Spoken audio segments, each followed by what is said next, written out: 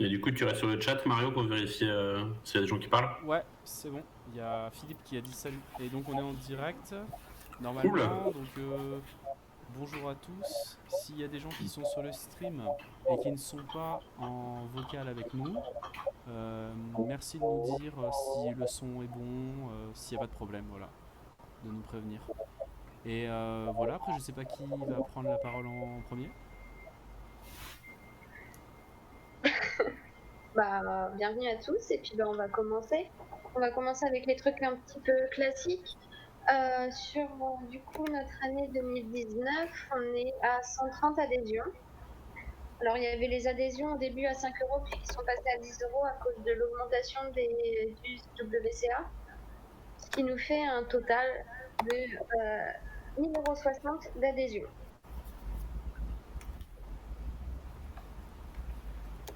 Voilà, c'était le premier point. Très bien. Super, très bien, merci. Je suis en fait l'ordre du jour qui est sur notre site. Alors, le deuxième point, c'est les championnats de France. Donc, je suppose que c'est ceux de l'année dernière, pas ceux qui sont en préparation.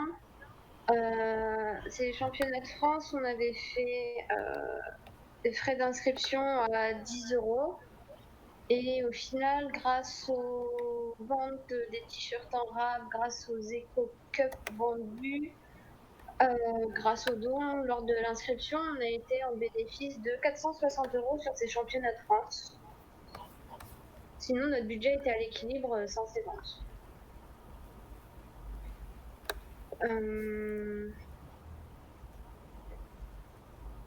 En ce moment, sont en train de se préparer les championnats de France 2020, donc qui auront lieu à Sorgues, à côté d'Avignon. Et vous aurez des précisions assez rapidement.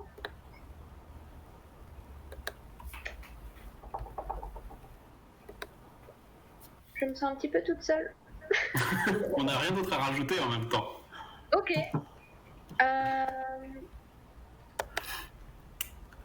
Il me semble qu'il y avait un moment où on voulait reparler un petit peu de l'organisation de ce championnat de France. Alors, c'est après. Après, hein. Okay. Ouais.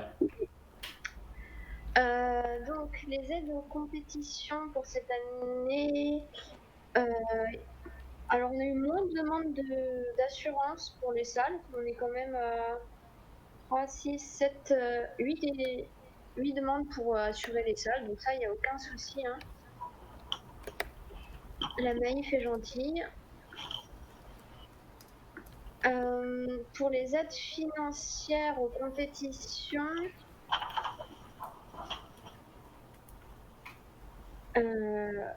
donc il y a eu toujours ce point avec la compétition à Strasbourg, l'Alsace, où on reçoit beaucoup de dons pour cette compétition et en fait beaucoup de choses passent par l'AFS et après on rembourse leurs achats.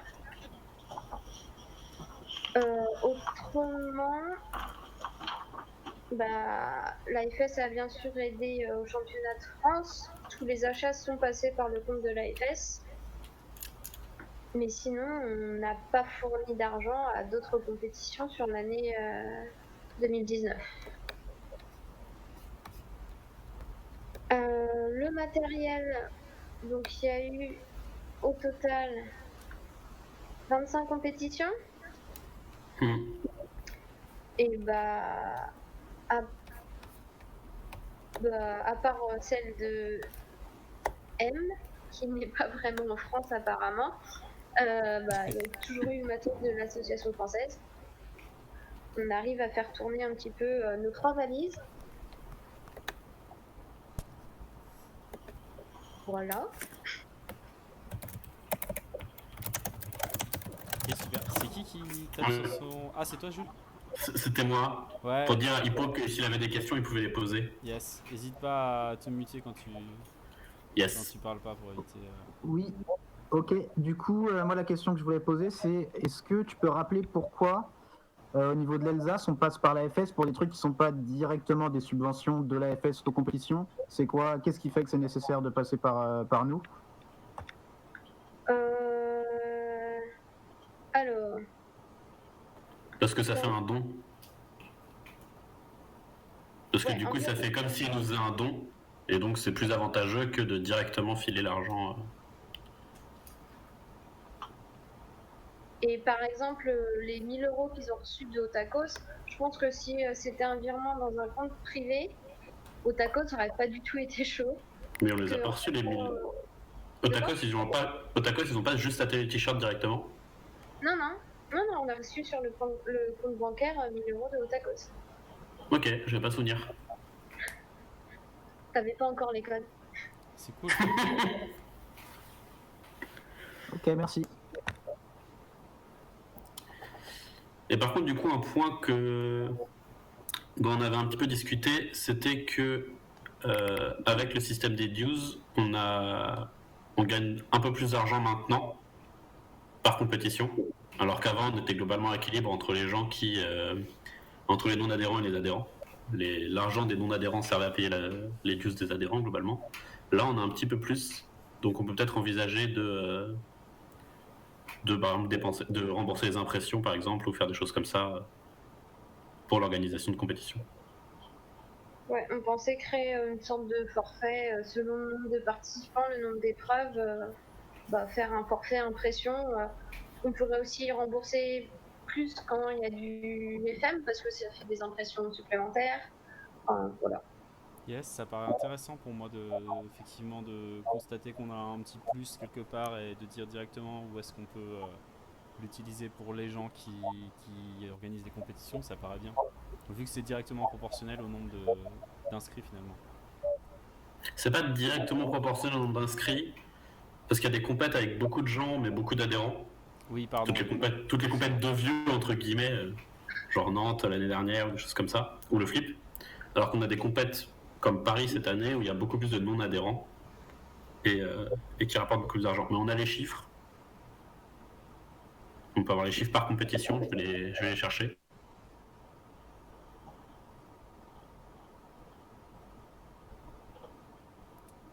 Yes. Moi, j'ai pas l'ordre du jour sous les yeux là. Tu peux nous dire un peu, Lina, les points, qu'on Donc va lui, aborder.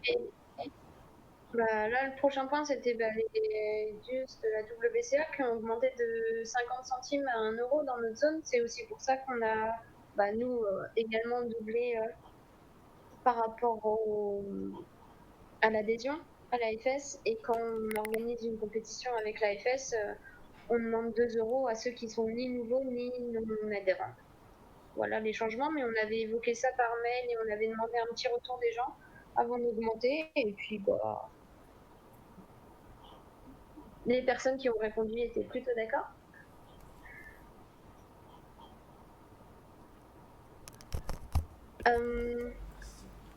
Jules? Oui, du coup, si on veut des chiffres un peu plus précis, je les ai.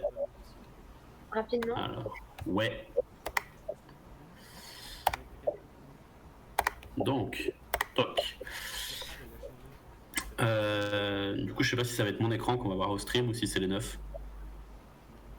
Mais donc il y a des compètes qui sont quasiment à l'équilibre. Par exemple, on voit que Tassin et Pau sont globalement à 0 € de bénéfice, quoi. Mais à l'inverse, Paris, on a 40 € de bénéfice justement juste sur les inscriptions. En plus, on a des dons à chaque fois.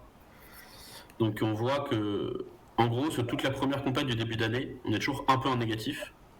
Genre Savoie, on est à -2, Bordeaux -7, Istres -2, etc. Donc on est entre -0 et -10. Et dès qu'on est passé un peu plus, dès qu'on a doublé, pour suivre l'augmentation des dues, là on a plus de bénéfices. Donc l'Alsace c'est particulier parce qu'il y a beaucoup d'étrangers qui ne sont pas adhérents, donc on a 42. Mais après, à tout cube, ça a l'air assez normal, entre guillemets, comme profil, et c'est à 16. Donc globalement, voilà, c'est pour ça qu'on peut se permettre ça. Mais après, au total sur l'année, on est un tout petit peu en déficit, du coup. Attaque. Oui, on a un tout petit peu en déficit à cause du championnat de France, vu qu'on n'a pas compté les. On a On a compté que. Voilà. Mais en soi, si on inclut les dues de championnat de France uniquement au budget des championnats de France et qu'on le sépare du coup des budgets des compétitions de cette année, on est à l'équilibre. Bah, moi, j'avais sinon là, sous les yeux, j'ai un autre nom. On a reversé pour 2019 977 € à la C'est ça. WTA. Et tout ce que Stripe nous a rapporté, donc même les dons lors de l'inscription, on est à Oui. 1270. Oui, avec les dons en plus, effectivement, on n'est pas du tout. On est largement au-delà. C'est très chouette d'avoir des dons. Oui. Ok. Voilà, je referme. Donc cette année, il y a eu la Coupe de la FS à Toulouse, juste avant les championnats de France. Est-ce que quelqu'un veut en parler? Je sais pas exactement. Oui, alors, je pense que c'est moi qui dois en parler, logiquement. C'est toi qui as tout organisé, donc. Ouais.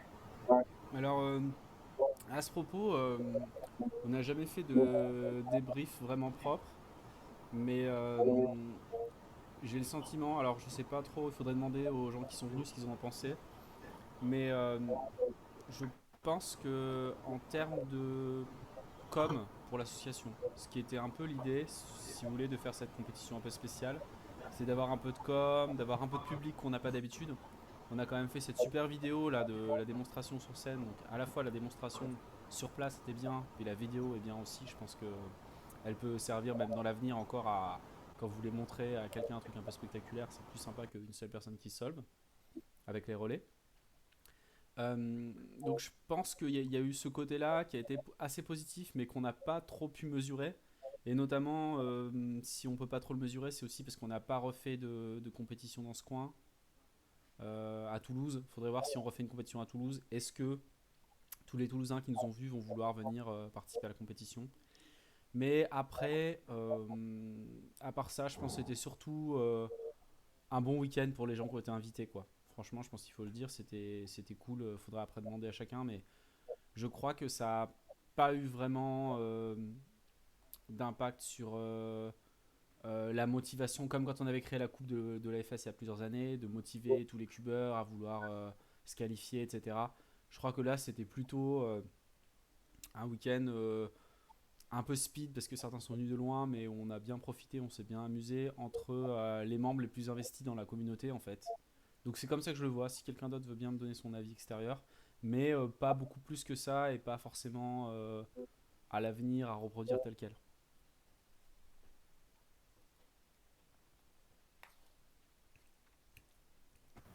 Ouais, puisque tu demandes des avis, moi, pour avoir été là, je suis assez d'accord que au final, ça a été juste une compétition dans un cadre particulier.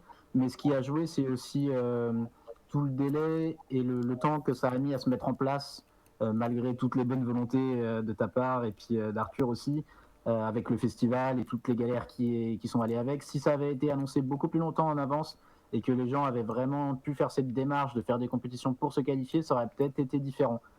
Voilà, c'est ça que je pense qui pourrait éventuellement changer sur une autre édition si ça se refaisait.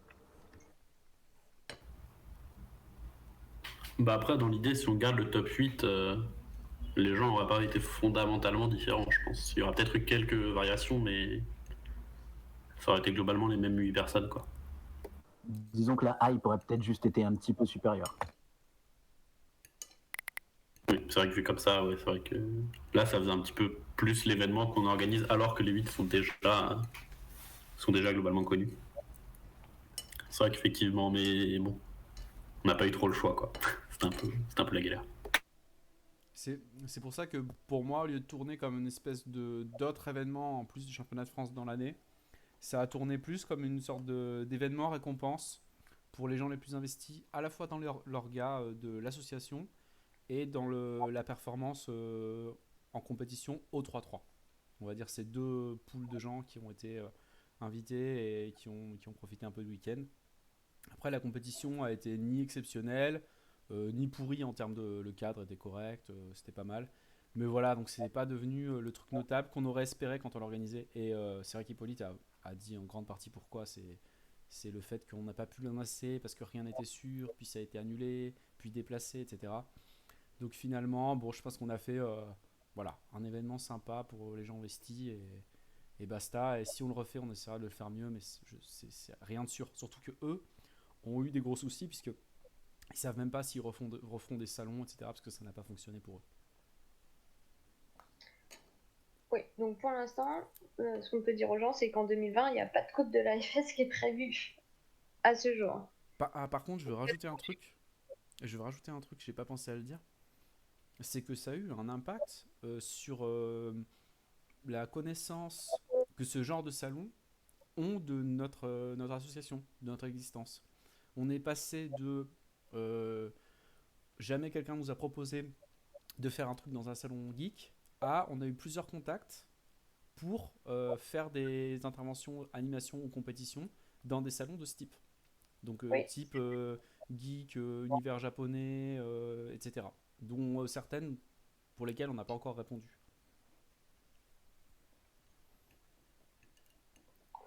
Ok, bah du coup, ça introduit bien le prochain point, c'est les différentes animations au cours de l'année. Donc on a été sollicité par une entreprise qui s'appelle NEP, c'est ça? Allô? Oui. Oui, je crois que c'est ça. Oui, je suis d'accord aussi pour dire que c'est ça. Ensuite, il y a une autre animation à Marseille faite par Nicolas, ça? Oui. Et encore une fois, au festival à Thônes. Et là, dans 15 jours, il y en a une à côté de Reims, dans un tout petit salon, une après-midi à Bétheny. Voilà. Donc on reçoit de plus en plus de mails, de contacts, que ce soit par Facebook, par mail, nous demandant si on pourrait intervenir, ce qui est plutôt sympa. Et c'était fin 2018, mais on a aussi eu le Téléthon. C'était en 2018, mais c'était après la dernière AG. Oui, mais c'était bénévole. Enfin, Oui, c'est vrai. Ok. Donc, dans le bilan de l'année, il y a Hello Asso, mais ça marche toujours bien pour tout ce qui est les adhésions et les dons, donc à continuer. C'est très bien que on ait les petits rappels par mail qui nous disent coucou, vous arrivez à la fin de votre année d'adhérent.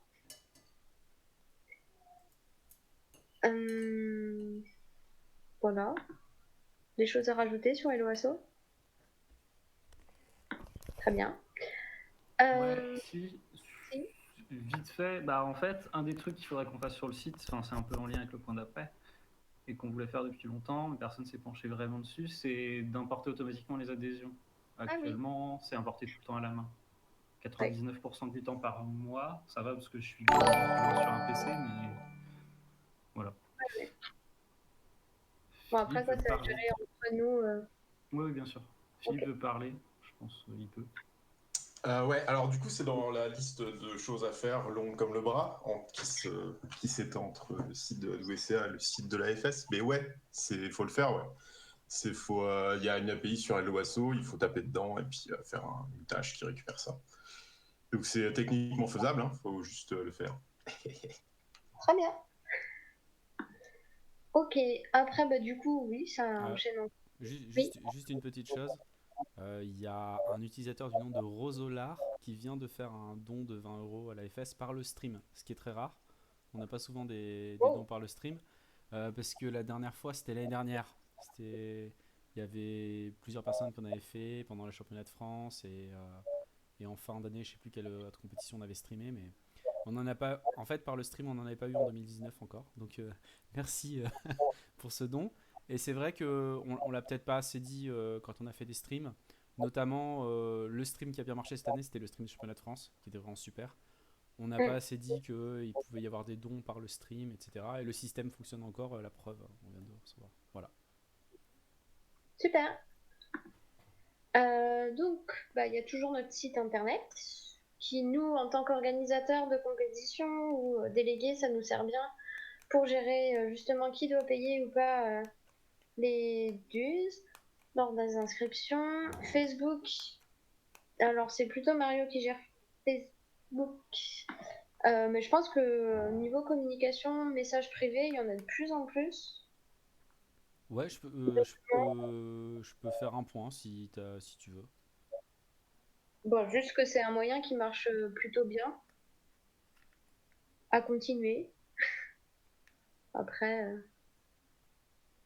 je sais pas s'il y a beaucoup à approfondir.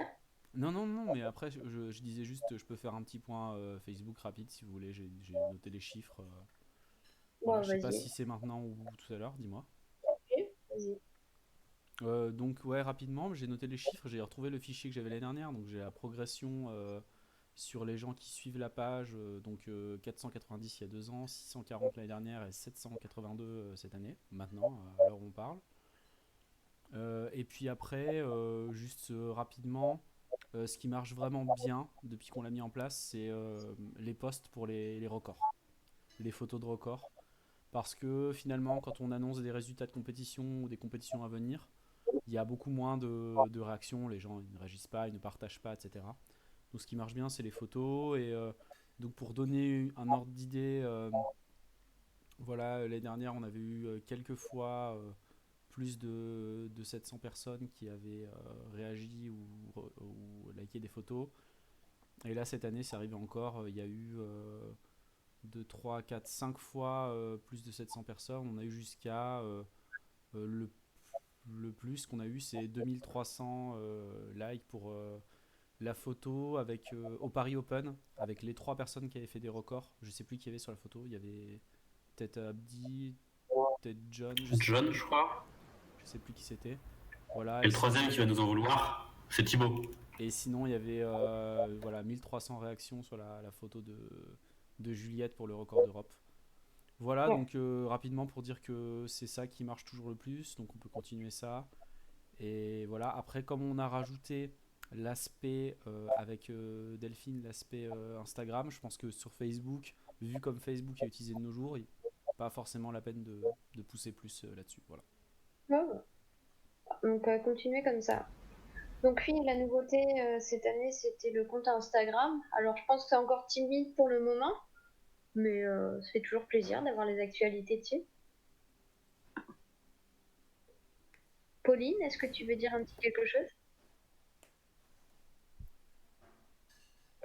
Je m'en occupe pas forcément énormément, donc peut-être laisser Delphine qui est beaucoup plus investie là-dedans en Pas parler.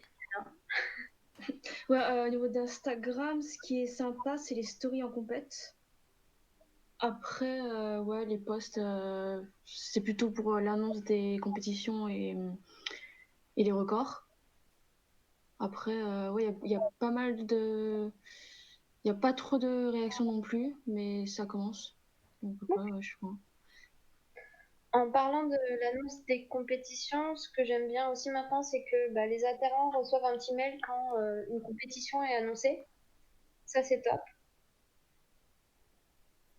Oui. Juste, dans ce mail, en fait, on sait le nom de la compétition et c'est tout. Et je pense que ce serait bien d'avoir au moins la date qui apparaît dans le mail ou le lieu. Ouais, les deux, la date et le lieu, ce serait bien. C'est Ouais, marrant c'est- que vous dites ça. Hippo avait créé un message sur GitHub pour nous le dire. Et j'ai rajouté 2-3 trucs. Là, je vais le. Enfin, ça sera sûrement ce week-end en fait en ligne. Ok, Donc les prochains mails, normalement, il y aura plus d'infos. super. J'avais juste une dernière remarque sur la communication et donc sur Facebook et Instagram. Ce que j'aimais bien quand j'ai vu des posts Instagram de record, c'était pas juste la photo. Il y avait un petit cadre pour expliquer un peu ce que c'était, comme il y a sur la WCA aussi, et ce que font les Suisses et les Anglais aussi. Donc je sais pas si ça pourrait être possible de aussi le faire sur Facebook en même temps, de faire les deux. Donc voilà, on poste la même chose sur les deux, quoi. Oh, sinon, quand on fait le post Instagram, on poste aussi sur Facebook la même chose, le même post. Ouais, mais la photo, j'ai l'impression que c'est pas. Oui, non, on le fait pas pour l'instant. C'est ce que disait Delphine qu'on devrait Ok, d'accord, oui. faire. En fait, Ouais. pour l'instant, si tu veux, ce qui se passe, c'est qu'on le fait chacun de notre côté. Et parfois, on s'envoie la photo. Parce que des fois, il y en a Ok. un qui l'a et pas l'autre. C'est arrivé 2-3 fois. Mais c'est tout en fait. On n'a pas. C'est vrai que moi j'ai posté les photos brutes comme ça et tout, alors que Delphine fait un vrai habillage, etc. Donc ce que je pourrais faire, c'est attendre que Delphine fasse le post Instagram et le linker directement en fait. Je crois qu'on peut associer directement le post. Là, j'avoue que c'est possible d'associer direct. Plutôt que juste de le copier quoi. Ouais. Et il y avait une autre idée qui vient des cubeurs suisses qui ont commencé un truc de Cuber of the Month, le cubeur du mois. Histoire de. Ce qui permettrait de faire vivre un peu la page. Après, je sais pas exactement comment on pourrait faire ça. Eux, je crois qu'ils font un système de vote. Tous les mois? Je crois. Ok. Mais bon, à voir. Ce serait pour faire vivre un petit peu la page, mais si on a. Tant qu'on continue à avoir des compètes et à avoir des records, je sais pas si on a vraiment besoin quoi. Faut voir si. Ça fait toujours des posts quoi. Avec ça? Ah ok. Vas-y, ouais. Ok. Je n'ai pas forcément d'avis là sur tout de suite. Je sais pas d'avis, donc je lance juste l'idée pour voir si des gens avaient justement des avis plus concrets de comment faire ça concrètement. Mais voilà. Ok. En autre moyen de communication, on en a déjà parlé, c'est notre chaîne Twitch qui nous sert lors des grandes compétitions, championnat de France, pour notre AG, et puis de temps en temps des finales de compétition. Donc c'est bien, ça a gardé. Et après, les vidéos sont disponibles sur la chaîne YouTube, c'est ça, Antoine? Oui, c'est ça. En fait, juste je télécharge le replay de Twitch, mais comme il disparaît au bout de 2 semaines, je le réupload tel quel, donc 0 montage. Oui. Et voilà, ça permet de revoir tout ça. Ça nous fait des archives, des petits souvenirs des compètes. Je pense que c'est assez cool pour tout le monde. Et ouais, ce serait cool qu'on puisse mettre en place plus de live, je pense. Peut-être on en reparlera plus tard. Mais c'est compliqué puisque c'est de l'investissement, c'est du matos à transporter, etc. Mais voilà. Après, à voir aussi avec l'audience qu'on a actuellement. Je sais pas si beaucoup de gens regardent ou pas. Je sais que Mario, des fois, disait que il n'y a pas forcément tellement de gens qui regardent. Donc, est-ce que ça a des fois un intérêt de s'embêter à tout transporter dans des petites compètes pour streamer, par exemple? Clairement, il faut mettre la prio sur les grosses, je pense. Mais ouais, Mario pourra mieux le dire. Oui, oui, alors je pense que tu viens de dire pour un ensemble de raisons. Déjà, il y a une raison qu'on a évoquée plusieurs fois, c'est le fait que, voilà, ce que tu viens de dire, c'est coûteux à mettre en place, en choses à transporter, en temps que ça prend à installer, etc. Et en échange de ça, on a envie qu'il y ait à la fois des trucs intéressants à voir, donc ce que tu appelles grosse compétition en termes de niveau, mais à la fois des bonnes conditions en termes de connexion, de place qu'on a, etc. Du coup, ce qui s'est passé, c'est qu'on est passé de essayer de faire des streams un peu tout le temps, partout, comme on pouvait, à en faire moins cette année que l'année dernière ou il y a 2 ans, mais en faire des bien mieux, notamment le stream de France et le stream de l'Alsace, qui sont les 2 gros streams qu'on a fait cette année, étaient vraiment de largement meilleure qualité. C'était presque mieux que les streams des Worlds au niveau de ce qu'il y avait à l'écran, les informations, comment ça switchait d'une caméra à l'autre, etc. Alors peut-être un peu moins de matériel au niveau qualité des caméras, mais franchement on était au top. Donc voilà, je pense continuer sur cette dynamique, peut-être d'améliorer la qualité et de faire que seulement peut-être 3 streams, 4 streams par an sur des compètes qui sont appropriées. Ouais, si je peux me permettre de rajouter un truc sur le stream, un point sur lequel tu avais déjà appuyé à plusieurs reprises, c'est qu'il faut qu'il y ait vraiment une vraie, plus que l'importance de la compète, il faut qu'il y ait vraiment une vraie démarche des organisateurs de vouloir le stream et de faire en sorte de le mettre dans les meilleures conditions possibles, parce que sinon, on voit quand on s'organise au dernier moment ou quand les organisateurs sont poussés par d'autres à mettre en place un stream, mais sans y mettre tous les moyens nécessaires, en fait, c'est un petit peu compliqué. Et j'ai vu, par exemple, pour avoir fait le stream, même à l'Alsace, où on avait une table exprès, où on avait le matériel, où on était 3 à pouvoir gérer le stream sur toute la compétition, malgré tout, ça restait compliqué parce qu'il y avait toujours des gens autour, parce que pour la finale, par exemple, on avait des petits problèmes techniques, on ne pouvait pas parler à voix haute. Donc, il faut vraiment on peut pas se permettre de faire ça et d'avoir des streams de qualité avec des événements de qualité si tout n'est pas fait pour. Voilà. Ok. Je continue sur l'ordre du jour. Donc cette année, il y a eu la création des cartes de visite. Je ne sais pas si vous avez eu l'occasion de les voir en compétition, ce qui va nous être bien utile aussi, surtout sur les compétitions qui se passent dans des festivals, j'en sais rien, et lors de nos animations dans des stands, etc. Donc bon, voilà, moi j'étais contente de les recevoir.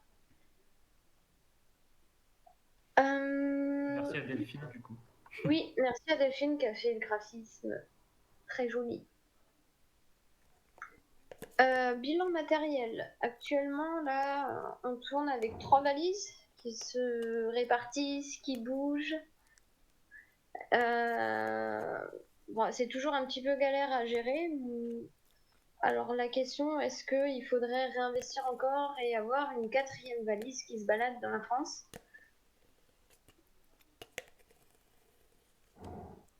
Bah, en fait, le problème des valises aussi, c'est qu'on a tellement de plus en plus de compètes et de plus en plus partout en France que c'est la mort à organiser, quoi. Oui. On n'arrive toujours pas à trouver un moyen efficace ça. à dire qui prend quoi, qui prend pour quand, etc. Petite question, quelqu'un a le nombre de compètes rapporté aux autres années, enfin... Bah, j'avais dit 25, t'avais dit ? Ouais. Et pas. Je suis d'accord. 25 et les autres années, donc on avait combien de compètes Faut rechercher. J'ai peut-être ça qui traîne quelque part. Je peux regarder ça vite fait.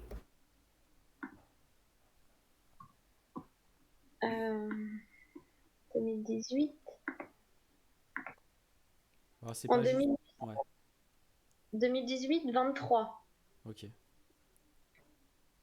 C'est pas juste pour vous embêter avec savoir combien il y avait, etc., avoir le chiffre. C'est plutôt, je me disais, rationnellement, on peut peut-être essayer de regarder un peu le rapport entre le nombre de matos qu'on a et le nombre de compètes, à quel point ça se développe, pour savoir à quel point on a besoin de nouveaux matos, une 4e valise. Et ça se passe aussi d'une autre façon, ça se passe aussi en le nombre de personnes qui font toutes les compètes partout. Est-ce qu'il n'y en aurait pas un peu moins qu'avant ? C'est une idée comme ça, mais j'ai l'impression que oui, qu'il y a moins, qu'il y a des gens avant qui faisaient vraiment toutes les compètes et qu'il y en a un peu moins. Maintenant, si on veut faire toutes les compètes, ça commence à faire beaucoup. Alors, pour avoir les chiffres, il y a quand même des gens qui en font un paquet. Oui. Sur les 25 compètes, du coup, il y a quelqu'un qui en a fait 18, quelqu'un 13, après 11, 11, 11, 10, 10, 10, donc il y en a quand même... Mais est-ce que, comme avant, c'est les personnes les plus impliquées dans l'association qui ont fait toutes ces compètes et à qui on file du matos ? Ou c'est d'autres 18, vous pouvez deviner qui c'est, à qui on file du matos, du coup. Et même les autres, il y a les délégués dans le lot, il y a des gens de la FS dans le lot, enfin... Donc globalement, c'est eux vers qui on va quand on a besoin d'amener du matos, concrètement. Les gens qui trimballent le matos, en général, sont ceux qui font plus de 7-8 compètes sur l'année en France. Il y a aussi la question du transport. Enfin, les gens peuvent pas toujours se permettre de prendre une valise, en fait, simplement. Donc, quand tu fais des petits trajets en train, par exemple, ça passe. Quand tu viens en avion, c'est quasi impossible. Je sais pas. Du coup, forcément, plus le trajet est long, plus c'est relou souvent de transporter une valise. Donc, ça peut paraître pas mal d'en avoir 4 aux 4 coins de la France, quoi. Et puis, on n'a pas encore abordé, mais clairement, les comptes de l'association peuvent se permettre de refaire une valise matos, sans problème. Moi, j'ai une question. Pardon. Et si ça peut soulager les orgas et les délégués, ça me dérange pas. Et du coup, oui. Ouais, une question un peu subsidiaire, puisqu'on parle de la possibilité de racheter du matos. Bon, moi, du coup, ça fait quelques mois donc, que je suis plus délégué, donc j'ai pas vu sur les dernières compétitions, mais on en est où de la qualité du matériel, puisque on sait que les derniers batchs de timers et de display étaient très problématiques et qui tombaient tous en panne, parfois la moitié des timers au bout de 2 heures de compétition. Donc, est-ce qu'on en est à un point où c'est raisonnable d'acheter des gros lots de matériel sans avoir aucune garantie sur sa qualité et sa durée dans le temps? J'ai l'impression que ça s'est amélioré là-dessus. C'est moins pire qu'au démarrage quand on les a achetés. Alors, parce que je pense aussi que les batteries, les piles d'origine étaient franchement pas terribles. Et une fois qu'on a quand même changé la plupart de ces piles, il y a eu une amélioration. Alors, il y en a toujours qui n'en font qu'à leur tête, mais c'est moins pire qu'au démarrage. Ouais, j'ai l'impression que globalement, c'est plus que maintenant le nouveau batch est mieux. Même au niveau mondial, on voit moins. Oui. Le côté compète, on a acheté 12 timers pour la compète, il y en a un qui a marché. Bon, ça, j'ai l'impression que ça fait quelques mois, voire quasiment un an qu'on l'a plus vu. Chouette. Ok, donc je pense qu'on va lancer prochainement une commande. C'est reparti. Dernier point. Est-ce qu'on pourrait pas faire un truc tout bête de chaque délégué à sa valise globalement? Même s'il y en a qui font des plus grosses compètes, en toute logique, si vous faites une compète qui a besoin de 2 valises, vous êtes 2. Là, c'est quand même déjà un petit peu ce qu'on fait. Il y a une valise dans le sud avec Philippe. Et je sais même plus où sont les autres.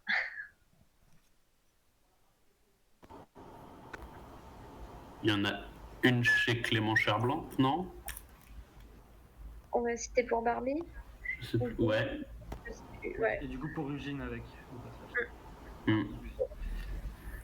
Juste au passage, parce que je regarde le chat en même temps, il n'y a pas beaucoup de gens qui parlent, mais là les gens se sont permis de répondre à la question d'Hippolyte. Il y en a 3 qui sont d'accord que les timers bug trop souvent. Oui, mais bon, on en a besoin quand même, donc il va quand même... Il parle de display, non? Ah oui, peut-être. Attends. Parce que les displays, c'est juste un problème de pile, en fait. Ouais, Oui, pas trop le matos. c'est juste qu'il faut racheter plein de piles, et ça... Effectivement. Et non, mais par contre, il y a un vrai problème, enfin, il y a eu des vrais problèmes au niveau des timers, mais je sais pas trop... Enfin, le contexte, en fait, quand est-ce que ça se déclenche ou pas, ces bugs, parce que clairement, il y a un badge qui marche pas très bien, mais moi, j'ai pas eu trop de problèmes. Moi, ça, je pense que si on en rachète maintenant, on devrait avoir... J'ai l'impression qu'ils ont quand même globalement résolu le problème, quoi. Mais après, oui, au niveau des displays, c'est juste des problèmes de piles et aussi qu'on n'a pas le temps de changer les piles en compète, quoi. Il y a ça aussi. Alors, dernier point du bilan de l'année, c'était le changement de banque. Donc, on est passé de la banque postale à Crédit Agricole, donc au nord-est, parce que le siège de la sauce est dans ma région, nord-est. Donc, rien à signaler de particulier. Enfin, pour le moment. Du coup, j'enchaîne rapidement là sur la présentation des comptes. Donc, nos sources de revenus, nos recettes. Donc, les 130 adhésions qui nous ramènent 1 060 €. Les dons sur Hello Asso, on en est à 480 € environ. On a eu des bénéfices grâce aux ventes des cups de t-shirts et les dons pour les championnats de France, 460 €. De l'argent reçu grâce aux animations. Sur les 960 € qu'on a reçus, mais après on a défrayé les animateurs, on a gardé 500 € parce qu'il y a un animateur qui s'est désisté, du coup l'entreprise avait déjà payé et on a gardé sa part. Donc les recettes par rapport à Stripe, aux frais d'inscription et aux dons, 1272 €. Donc on arrive à un total de 3772 €. Et nos dépenses, donc il y a tout ce qui est relatif au site internet, le nom de domaine, etc. On est à environ 40 € pour ça. Les frais de banque, il y a eu des frais pour la fermeture, mais au final, comme pendant un an, on ne paye pas la nouvelle banque, ça va se rééquilibrer. Donc là, entre le paiement de la banque d'avant, la fermeture, là, on est à 100 € sur l'année 2019. L'assurance, la Maïf, on paye 110 €. Les achats de matériel, il y avait un peu d'achats de streaming, les PID, etc. On en est à 520 € pour l'année 2019. Et la plus grande des dépenses qu'on a eues cette année, bah, c'est payer la WCA 977 euros. Donc, on est à 2000 euros de bénéfices sur l'année. D'où le fait qu'on peut se permettre de racheter du matériel. Et d'aider, je pense, pour tout ce qui est les impressions pour les futures compétitions. Des questions? Je me permets. J'ai pas de questions. Ça fait, Hein? ça fait beaucoup de chiffres d'un coup. Moi, j'ai des jolis graphiques. Je peux vous les montrer. Ouais, si tu arrives à partager l'écran, ça se mettra sur le stream. Oui, Euh, je voulais commencer juste par une petite remarque sans poser de questions. Je voulais dire que je suis content du fait qu'on se soit un peu cassé la tête pour mettre en place un nouveau système pour les animations et de le faire passer par nous et de récupérer un peu de sous pour l'association comme ça. Parce que c'est finalement pas mal de sous grâce à. Enfin, qu'on gagne et qui revient à l'association grâce à, je pense, la participation de l'association dans le développement de la communauté du cube en France. Donc c'est voilà, je trouve ça bien qu'on ait mis ça en place. alors, je suis en train de préparer. Euh,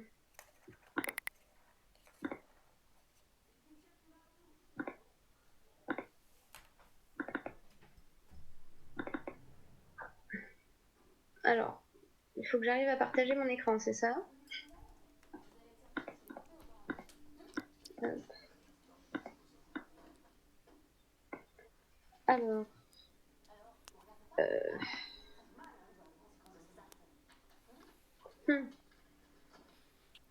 j'ai jamais fait ça. Je viens des... Il y a un bouton en bas à gauche qui s'appelle Share Your Screen. Et dessus, tu peux choisir quelle fenêtre tu partages. Mhm. Donc, soit tu mets écran entier pour pas t'emmerder, soit tu mets juste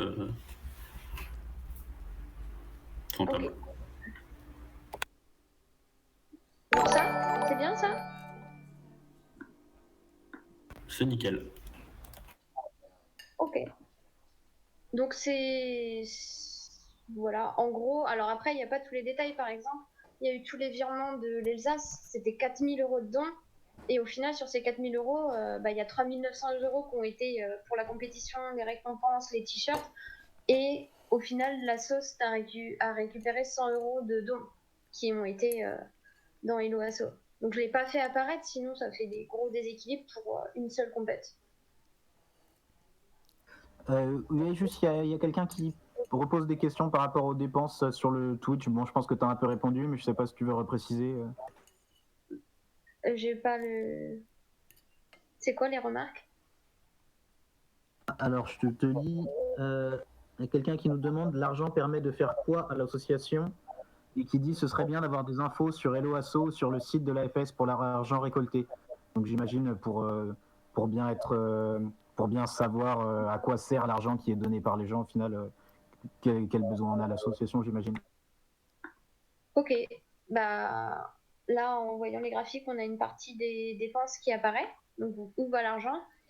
Et par exemple, l'année d'avant, il y avait au moins 1000 euros en plus pour l'achat de matos.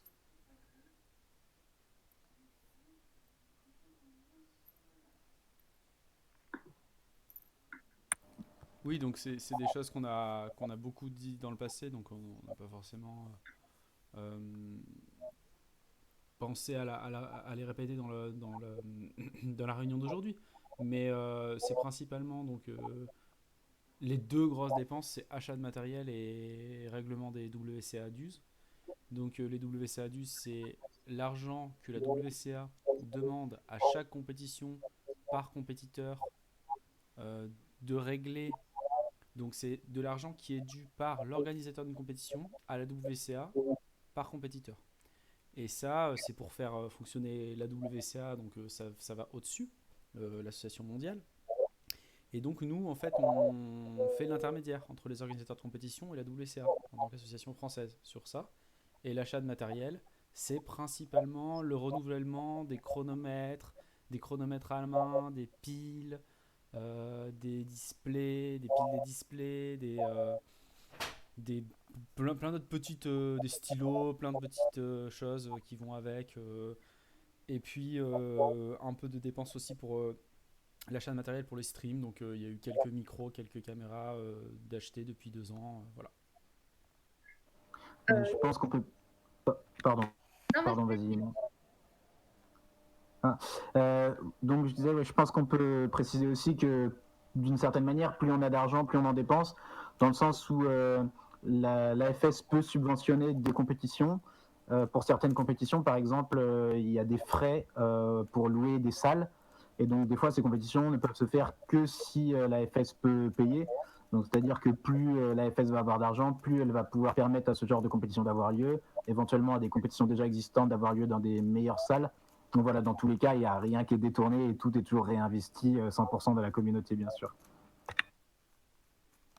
Oui, et puis il y a quand même un point important, c'est que si on regarde des compétitions étrangères où il y a des frais d'inscription assez élevés, ici, tous nos adhérents et tous les nouveaux compétiteurs ne payent rien aux compétitions. C'est l'AFS qui prend en charge, ce qui n'est pas négligeable.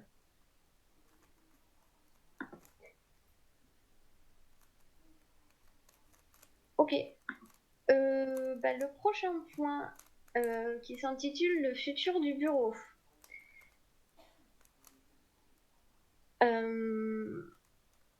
Je sais pas trop comment formuler ça. C'est dire que s'il y a des gens qui sont motivés pour reprendre le relais d'ici l'année prochaine, ça serait bien qu'ils se rapprochent de nous dans le sens où il y a quand même, c'est pas si compliqué que ça d'être président ou trésorier, mais il y a quand même des petites choses à faire. Donc si les gens sont motivés pour le faire, ça serait de leur montrer un petit peu tout ce que l'on fait pour que la passation se fasse au mieux. Sachant que moi, je pense encore continuer 1 an et puis c'est tout. Et Jules et Antoine? Globalement, t'as à peu près tout dit. Niveau durée, je sais pas du tout combien. Je m'en vais s'il y a des gens mieux pour. S'il y a des gens motivés, s'il y a des gens, déjà, concrètement. Mais c'est plutôt ça, j'ai pas. Je pense qu'il y a des gens qui seraient capables d'être des largement meilleurs trésoriers que moi, du coup, si quelqu'un veut se manifester, je serais heureux de laisser ma place, que ce soit. Cette année, ça va être compliqué, du coup, mais à la fin de l'année prochaine. Non, mais voilà, c'est ça, c'est que si des gens se posent des questions et seraient potentiellement motivés, qu'ils se retournent vers nous et puis on commence un petit peu à montrer les choses et qu'ils puissent voir comment ça se passe. Antoine, toi également pour le poste de secrétaire? Ouais, moi, j'ai tendance à me désinvestir de plus en plus globalement du cube, mais voilà, je pense, je vais rester quelques mois, voire 1 an, mais voilà, faut potentiellement penser aussi à trouver un remplaçant pour moi, à mon avis, dans pas très longtemps. Voilà. Sachant qu'en théorie, le bureau, il est élu pour 4 ans, donc ça veut dire que si vous démissionnez, il faut une assemblée générale extraordinaire qui peut éventuellement être fusionnée avec une AG annuelle, mais ça veut dire qu'il faut le prévoir en avance et prévenir tous les membres pour que tous les gens qui puissent se présenter puissent être présents. C'est pour ça qu'on est là tout de suite. Mais justement, c'est bien qu'on commence à en parler, et pour le coup, à chaque fois, le fait d'avoir des votes aux AG classiques, c'est un peu chiant, je trouve. Et à la limite, ce serait mieux de faire une AG extraordinaire exprès pour ça, comme ça sera rapide et voilà quoi. Ce sera fait. Et puis comme ça, on peut effectivement la caler en même temps que France ou Alsace ou une grosse compète, parce que si c'est juste faire un vote du bureau, on n'a pas besoin de se poser 4 heures. Quoi. Complètement. Donc voilà, n'hésitez pas à nous contacter. Je passe au prochain point, l'évolution du système d'attribution des championnats de France. C'est toujours très compliqué. En fait, le plus compliqué, c'est d'avoir la salle. Donc cette année, on a réussi à avoir une salle à côté d'Avignon. Et au final, c'est une équipe d'organisation qui s'est greffée dessus. Je pense que ce système est pas trop mal parce que c'est compliqué déjà de trouver une salle et c'est compliqué aussi de trouver des organisateurs. Donc là, avoir une équipe qui en finale est habituée à organiser des gros événements, c'est quand même un petit plus. Et je pense que continuer ce système-là, que des gens proposent une salle, qu'ils aident s'ils veulent à l'organisation, c'est super, mais que derrière, il y a une équipe d'orgas assez constante pour cette compétition. Alors, pour la petite anecdote, c'est le système allemand, globalement. Et j'en avais discuté avec Sébastien Auroux, qui disait qu'ils en avaient marre et qu'ils voulaient passer à notre système. Mais j'aime bien l'idée d'effectivement séparer salle et organisation. Donc oui, que si jamais vous avez des idées de salle, mais que vous n'avez pas envie d'organiser, ou que vous ne savez pas faire, ou que vous ne voulez pas prendre la responsabilité d'organiser les France, il n'y a pas de souci. Inversement, si vous voulez vachement organiser les France, mais que vous n'avez pas de salle parce que vous habitez à l'autre bout du monde ou n'importe quoi, c'est pas grave. Enfin, l'autre bout de la France quand même. Mais voilà. Le système allemand dont tu parles, l'histoire c'est que c'est vraiment toujours la même équipe d'orgas, non? C'est pas ça? Ouais, c'est ça, c'est exactement ça. C'est qu'ils sont 6 ou 7 et que c'est vraiment eux. Mais en même temps, c'est eux qui sont orgas d'à peu près toutes les compétitions allemandes. Oui, voilà. Alors que nous, à la limite, ça peut complètement s'envisager que ça tourne un peu, enfin qu'il y ait toujours une ou deux personnes qui sont souvent dedans, par exemple, mais ça peut quand même tourner aussi au niveau de l'équipe d'orgas, même s'il y a un cœur commun, quoi. Et peut-être il y aura moins les gens se lasseront moins, quoi, à ce moment-là. Et justement, moi j'ai peur que ça fasse un peu. Enfin, j'imagine que c'est ça qui s'est passé un peu en Allemagne, un petit peu cercle vicieux, au sens où il y a des gens qui ont les compétences et l'envie au départ, et le fait que finalement on ait besoin de personne d'autre, puisque ces gens sont capables d'assurer la charge de l'organisation de tous les ans, fait que ça va un peu désengager les autres personnes, que personne va venir s'investir en plus, puisque de toute façon ça tourne. Donc c'est-à-dire qu'il faudrait vraiment essayer de recruter des nouveaux gens en permanence si on veut que ceux qui sont déjà en place puissent de temps en temps laisser la main, quoi. Je suis complètement d'accord avec ça. Et c'est vrai aussi pour la FS d'ailleurs. Que globalement, oui, quand on garde toujours les mêmes gens, ça fait un peu que les autres gens, d'un côté, on n'a pas besoin d'eux parce qu'on est à nous, mais du coup, quand nous on en a marre, on n'a personne, quoi. Oui. Non, je vais pas redire la même chose, mais je suis tout à fait d'accord avec ce que vient de dire Hippolyte et ce que tu viens de rajouter, Jules. Et je pense que effectivement, à la fois pour les France et pour l'association, c'est bien d'essayer de garder un système comme celui qu'on avait défini au départ et de faire dans nos règles que les choses soient assez claires pour que quelqu'un d'autre puisse le prendre en main et prendre la relève, à la fois pour l'organisation des championnats et l'organisation de l'assaut, c'est-à-dire documenter le mieux possible, mettre des... Toujours ne pas oublier de mettre des... Comment on dit des obligations, des contraintes pour les gens qui reprendront, pour qu'ils respectent voilà, certaines règles qui sont nécessaires au bon fonctionnement, à la fois pour les championnats de France et pour l'association, mais inciter les gens à venir reprendre et continuer ce qu'ont vraiment bien fait les délégués pendant des années, là, qui est d'aider les nouveaux organisateurs à organiser et essayer de les motiver à prendre en charge des compétitions et pas à décourager les gens, quoi. Et d'ailleurs, ce que tu dis, c'était une remarque qu'avait fait notamment Clément Cherblanc sur le fait que c'est pas toujours évident de s'investir dans la FS, enfin de rentrer dans... Enfin, on est un peu en mode cercle fermé, comme on disait là. Et du coup, il avait fait la remarque que c'était pas toujours simple de pouvoir se mettre à aider la FS, il sait pas trop comment faire. Et c'est vrai que c'est clairement un truc sur lequel il faut qu'on réfléchisse absolument, quoi. Donc voilà, je n'ai pas grand-chose de plus à dire. Par rapport à ça, c'est juste pour moi un des désavantages de cet AG en ligne, c'est qu'à la fois tout le monde peut y assister et en même temps on avait déjà vu quand les AG se faisaient IRL en compétition, des gens qui étaient là à la compétition parce qu'ils deviennent des compétiteurs ou compétitrices un peu réguliers et qui du coup face à l'AG et puis au fait que nous on débatte, se retrouvent à donner leur avis vraiment et pourquoi pas éventuellement s'investir. Et là, via le chat, c'est un petit peu plus compliqué, même pour ceux qui ont envie de suivre. Et c'est plus difficile de rejoindre, j'ai l'impression. Alors c'est un peu paradoxal, mais c'est tout à fait vrai. On voit que, ouais, effectivement, alors que pour y avoir tout le monde qui vienne, que ce soit le bordel dans le chat. L'année dernière, on avait limité le chat seulement aux inscrits pardon, aux adhérents de l'asso, et j'avais pris toute la liste à l'avance, etc. Et cette année, on l'a pas fait. Et juste avant l'asso, je me suis dit, mais en fait, ça va pas poser de problème parce qu'il va y avoir personne qui va venir troller de façon, on va dire, pour ralentir l'assaut. Mais il y aura personne non plus qui va venir poser des questions, je veux dire, en tant que personne que nous on connaît pas et qui vient et qui pose des questions un peu innocentes, etc. Bon, il y en a eu 2 ou 3, mais c'est vrai que c'est pas plus, c'est presque moins que quand on a fait ces AG. Euh, à partir des France 2013 notamment, on faisait les AG après les France, et il y avait effectivement des gens qui arrivaient comme ça et qui, des fois même de façon un peu gênante, qui voulaient tout changer, quoi. Mais ce que je veux dire, c'est qu'au moins ça crée une certaine remise en question, un certain mouvement dans l'assaut. Donc voilà, réfléchir si on ne peut pas faire aussi des réunions en présentiel, même si c'est pas l'AG de toute l'année avec tous les bilans, etc. Parce que vous disiez tout à l'heure pour les votes, etc. Faut réfléchir à tout ça.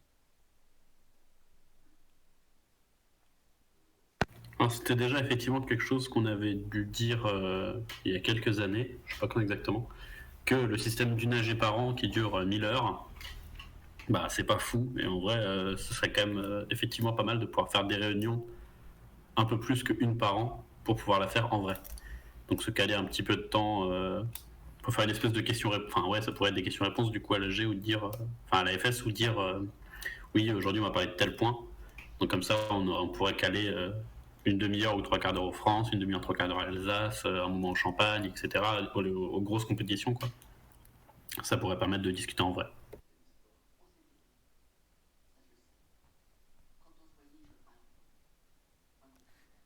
C'est une blague. Je faisais écouter comme avec le pain. Ok pour ça, à voir comment on s'organise. Je continue sur les points. Il y avait la question, est-ce qu'on a besoin de nouvelles commissions, de personnes qui s'occupent de points particuliers? Et ça rejoint un petit peu le point d'après où il faudrait relancer la vente de t-shirts et de vestes AFS. Donc à part ce point-là où en fait on a pas mal de demandes de gens qui nous demandent quand est-ce que vous refaites une vente de vestes, etc. Je pense que c'est le point qu'il faut remettre en route pour 2020. Et donc il faudrait des personnes qui s'en chargent. Moi clairement j'ai pas le temps. Mais voilà, le truc c'est que c'est quelque chose qui est vraiment pas compliqué à faire. Globalement, il faut récupérer la liste récupérer une liste de commandes, l'envoyer à un fournisseur et voilà quoi.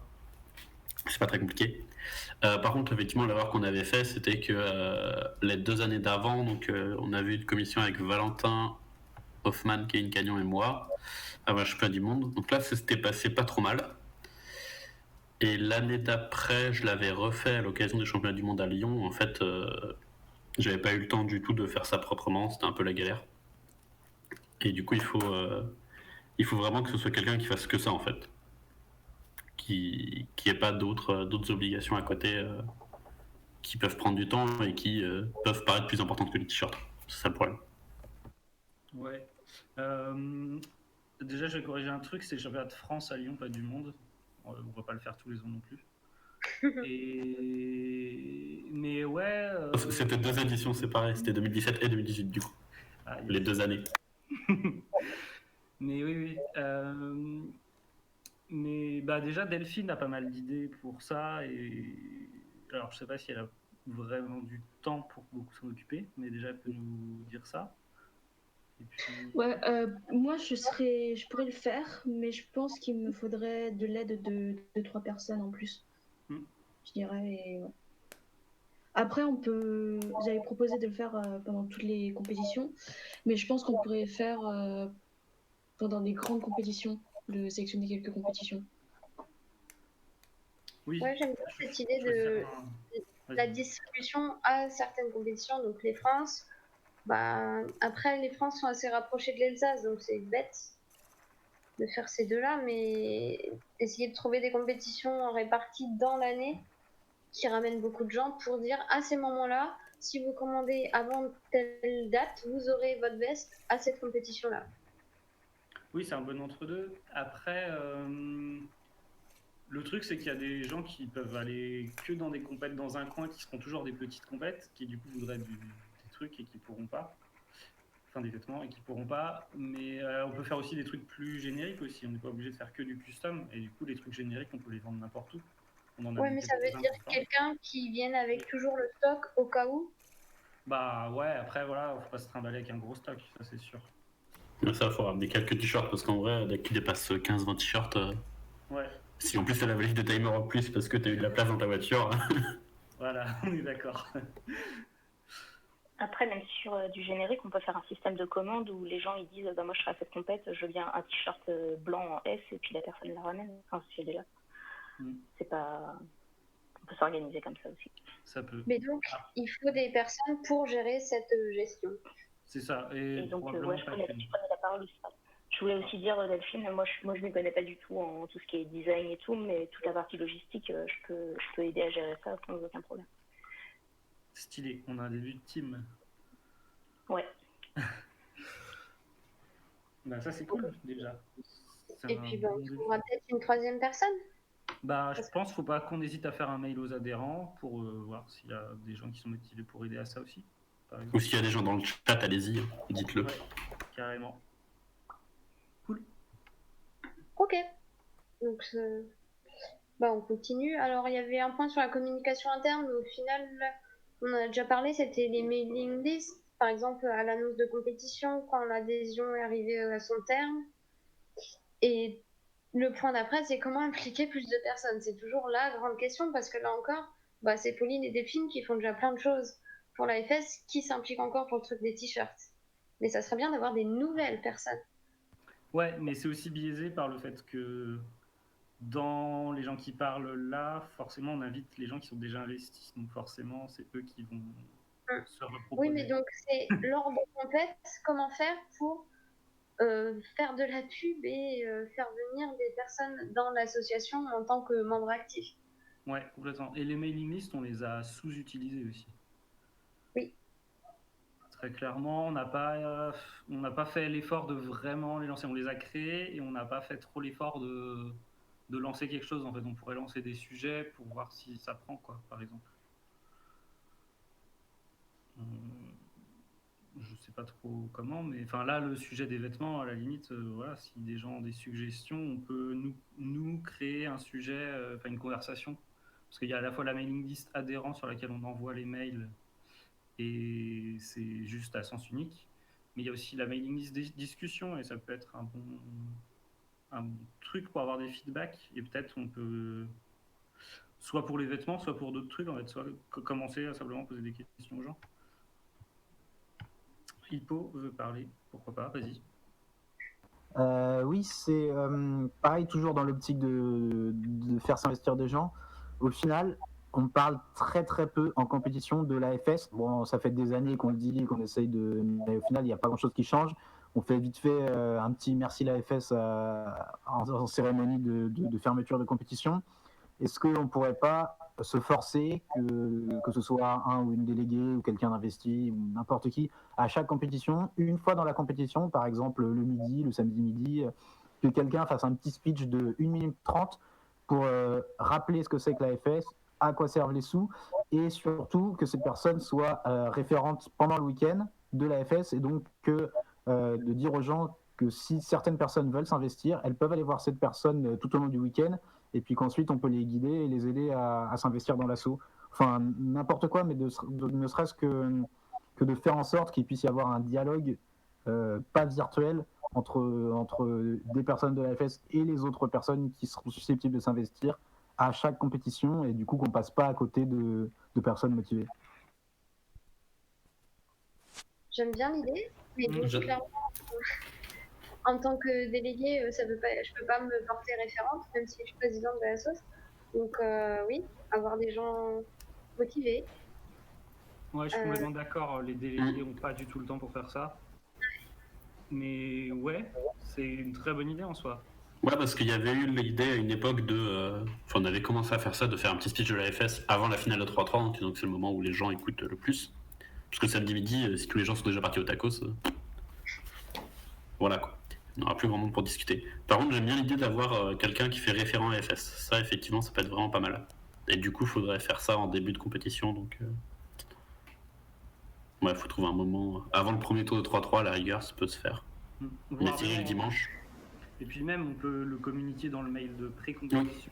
Déjà, que telle personne, vous pourrez lui poser des questions pour FS et voir si vous avez quelque chose à apporter à l'assaut. N'hésitez pas à voir cette personne. On peut même refaire un mail à tous les adhérents en disant, avant chaque compète, en disant Kikou et cette compète, c'est machin le référent FS. Aussi. Mario.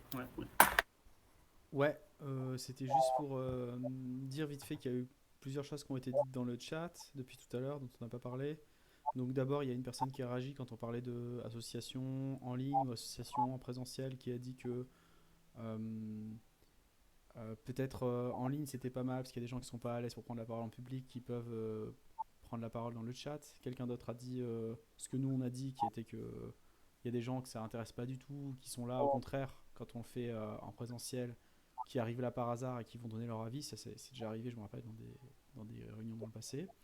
Donc c'est deux avis, et après, plus tard, il y a deux personnes qui ont parlé par rapport à ce qu'on disait sur la mise en avant de l'AFS. Il y a une personne qui a dit qu'on pourrait peut-être, pendant le tuto nouveau compétiteur, donc bon, je sais déjà la réponse, pendant le tuto nouveau compétiteur, non, mais avant ou après, dans le même temps, comme quelqu'un l'a dit, je sais plus qui c'est qui l'a dit là, présenter à ce moment-là qu'il y a un référent, juste avant ou juste après le tuto nouveau compétiteur, à qui on peut parler pour s'investir dans l'AFS. Ça peut être un temps dans la compète qui est bien pour ça. Et la deuxième réflexion qui a été faite, c'est peut-être proposer les adhésions avec du liquide. Alors ça, je sais pas vraiment si ça peut se faire. Il dit automatiquement tu mets l'AFS en avant. Dans le cas des compètes avec des streams, on pourrait caler un stand AFS. Bon, ça, c'est beaucoup de choses à mettre en place. Je préfère l'idée du référent. Mais voilà, c'était pour lire ce qui était dit dans le chat. Ok, voilà. Merci. Oui, le stand, c'est un petit peu compliqué parce que ça veut dire que la personne, elle passe sa compète là. Je préfère que spontanément des gens viennent la voir et que cette personne soit pas bloquée. Oui, parce qu'en plus, les gens qui sont impliqués dans la FS, c'est des gens qui sont impliqués dans les compètes à la base, quoi. Donc, globalement, des délégués à quelques exceptions près, mais du coup, on a autre chose à faire que de tenir un stand, quoi.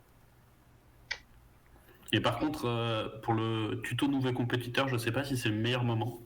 Parce que justement, c'est typiquement le genre de moment où, en tant que pas nouveau compétiteur, soit t'écoutes absolument pas, soit carrément tu fais ta grasse mat à ce moment-là. Traitement. Ouais, et du coup, Mario. Les détails de quand on gère ce moment-là pendant les compètes. Prochain point, c'était la gestion du matériel qu'on a déjà un petit peu abordé. Mario voulait parler. Non, pardon, excusez-moi.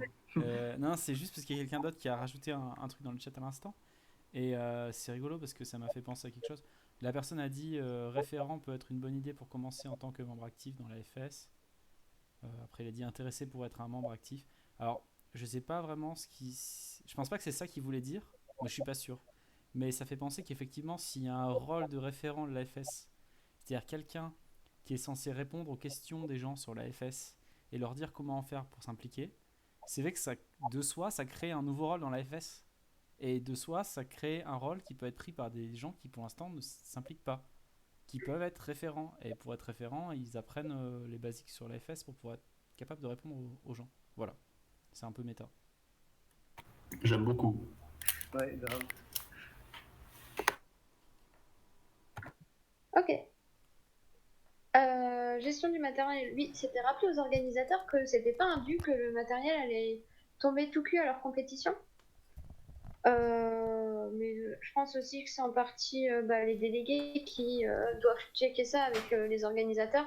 Est-ce que vous avez bien demandé qui amenait le matériel et que devient le matériel après la compétition? Parce que par exemple à Paris c'était encore galère à savoir qui prend la valise pour aller à Rennes, qui prend la valise pour aller à Eugene, à Barbie. Enfin, faut vraiment qu'on arrive à trouver un bon fonctionnement. Je suis un peu perdue à chaque fois.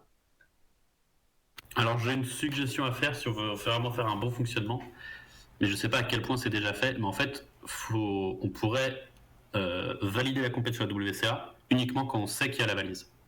Ce qui fait que les compètes qui sont prévues à l'avance sont vachement avantagées. Parce que tu dis, bon, bah très bien, t'auras une valise, c'est bon. Et si quelqu'un veut faire une compète un mois à l'avance, bah ok, mais il se démerde pour amener sa valise. Parce que sinon, nous, c'est la galère, on court partout. Et du coup, faudrait. À la prochaine. Oui. Ouais, Mais qu'en gros, ce soit les gens qui soient responsables de du travail de matériel, sachant qu'effectivement, c'est un peu galère de savoir à l'avance qui vient. Mais concrètement, vu qu'il y a 10 personnes à tout casser qui ont déjà eu des valises dans les 3 dernières années, suffit de leur demander s'ils viennent, quoi. Et selon les coins des compétitions, c'est assez. Mais le problème, peut-être j'ai pas très bien compris, mais si tu prévois que telle valise arrivera via telle personne depuis telle compétition avant, bah même si c'est très longtemps avant, si une compétition se greffe entre les deux, ça peut complètement changer ce que tu avais prévu au moment d'annoncer cette compète. Mais justement, du coup, s'il y a une compète qui se greffe entre les deux, celle qui a été annoncée en premier, il faut pas qu'elle soit impliquée par celle-là. Et comme ça incite aussi les gens à prévoir à l'avance. Ah oui, ok. En gros, là par exemple, si on prend l'exemple de. Je sais pas, je suis en train de réfléchir aux compètes de fin d'année. Fin d'année, il y a Ugine et Talent. Ouais, il y a Ugine, ouais, c'est ça. Oui, et qui ont été annoncés dans cet ordre aussi, donc ça marche pas. Bref, mais par exemple, si on a une compète qui vient se greffer entre Bordeaux et Chelles, vu que là, globalement, on sait à peu près comment le matos va à Chelles. S'il y a une compète qui vient se greffer entre les deux, très bien, mais il faut qu'ils se débrouillent pour l'avoir, quoi. Ok.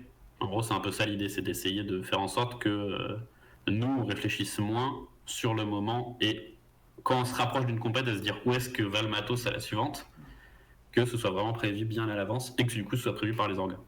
Après, l'histoire de la 4e valise résout en partie ça un petit peu. Ça le rend beaucoup plus simple, clairement. Ah ouais. Ça rend un peu plus ça brainless, quoi. Mais. Pas complètement brainless non plus, je pense. Mais oui, ça rend quand même. Plus on a de valises, plus c'est simple de toute façon. Mais je pense qu'il faudrait effectivement qu'on soit aidé par les organisateurs, parce que pour l'instant, concrètement, c'est nous qui faisons tout. Ouais. En même temps, c'est logique aussi que ce soit nous qui faisions tout, parce que c'est le matos de la FS et c'est nous qui voyons comment ça se passe dans toutes les compètes, donc c'est normal, alors qu'un orga va pas forcément se rendre compte de comment ça navigue, quoi. C'est plutôt à l'orga de savoir combien il y a de timers à amener, par exemple. Alors que c'est vrai que nous, c'est souvent nous qui faisons ah bah là, t'as besoin de tel. Tu fais telle compète, il y a tant de gens, bah on t'emmène tant de valises, et puis voilà, quoi. C'est vrai. En même temps, en tant que délégué, j'ai tendance aussi à beaucoup dire non, mais t'auras besoin de tant de timers. Et je le fais pas en tant qu'AFS, je le fais en tant que délégué parce que je sais combien il faut par compète, quoi. Oui, c'est sûr que c'est un peu ton rôle de délégué aussi, quoi. Ouais, voilà, donc en même temps, je sais pas. Ouais, c'est un peu compliqué, mais je pense que faudrait essayer de faire en sorte de pas être juste nous à réfléchir, à avoir. L'avantage, c'est que nous, on a une vision d'ensemble, on sait exactement l'enchaînement des compétitions aussi, mais qu'on soit un petit peu aidé par les orgas, quoi. Ok, ouais. Voilà. Oui, ok. Bah, je pense que c'est aussi notre taf de délégué de leur dire direct, faut se poser la question du matos au passage. Ok. Et du coup, il y avait le point d'après, c'était la gestion du matériel sur le site internet. Donc actuellement, on a juste le listing et qui possède la valise. Moi, je verrais plus sous forme de calendrier, les déplacements des valises avec calendrier. Bah, tu peux mettre des dates postérieures. Ouais. Mais on le fait pas beaucoup non plus, quoi. Non, on le fait pas. Parce que finalement, si on s'arrange souvent assez tard en se disant bah ça sert à rien de le noter quand tu le décides une semaine avant la compétition, tu vas pas oublier en une semaine à qui tu dois donner la valise, quoi. Mais ouais, c'est compliqué. Ouais, globalement, on a pas mal oublié, je pense, de le mettre à jour ce truc, ce qui est dommage. Je suis d'accord. Et peut-être parce que s'il y avait une vue calendrier en plus, ça serait plus clair et plus simple. C'est vrai. Ça serait plus, je sais pas. Je sais pas ce que t'en penses, Lina ou Philippe. Je sais pas. Aussi, t'étais forcé de. Tu veux dire une vue calendrier du tout le matos, ça? Ouais. Mais ouais. Genre, faut tout implémenter, faut étendre full calendar, c'est un peu. Ça prend du temps, quoi. Enfin, c'est pas. Genre, ça va pas me prendre 5 minutes, c'est ça que je veux dire. Okay. Tu t'appelles pas Jonathan Klosko? Non, mais même Jonathan, ça ne prendra pas 5 minutes. Ok. C'est un peu plus compliqué que ça parce que. Ouais, tu me diras, je sais pas. Ouais, faut tester quoi, et puis ça va pas forcément être. Enfin, tu vois, il y a vue calendrier, enfin, il y a plusieurs types de vue calendrier, ça dépend ce qu'on veut. Il y a un petit peu. Ok. Bon. Il y a du taf, En quoi. tout cas, pour qu'on soit plus assidu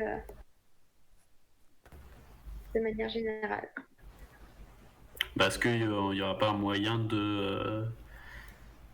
Mais ça aussi, il faut l'implémenter, quoi. De trouver un système qui dit. Où en fait, tu peux assigner du matos à une compète, accessoirement qu'à des gens. Et donc, notamment, si tu arrives sur la page de la compète sur le site de la FS, là où normalement tu vas forcément en tant qu'orga ou en tant que délégué, là, tu as une petite alerte qui te dit il n'y a pas de matos qui est associé à cette compète. On peut envoyer un mail de rappel quand il n'y a plus de possession pour une valise. Enfin, quand ça arrive à la fin de la possession, faut dire. Et on va se faire spammer de ouf. Exactement. À jour. Mais je pense que ça a plus de sens de faire par compète du coup, c'est pour ça que je l'enverrai bien sur la page de la compète. Ou spammer les délégués de la compète, ou spammer. Ouais, ou nous spammer nous, mais. Ça peut être ça. Mais du coup, dans l'idée, ce serait aussi assigner la valise au moment où tu annonces la compète. Du coup. Donc il y aura moyen de faire un mail directement un mail, soit aux orgas, soit à nous dans ce cas-là, pour dire oui, cette compète a été annoncée sur la WCA, mais il n'y a pas de valise. Yes, ça peut, mais ça doit pas être très dur. Ok, des bonnes idées. Définition des dépenses à faire. Donc, on est d'accord pour une 4e valise? Ou Oui. pas? Moi, je suis d'accord. Oui, je sais pas si c'était une question ou une affirmation. Ça ressemblait à une question. Mais globalement, ouais.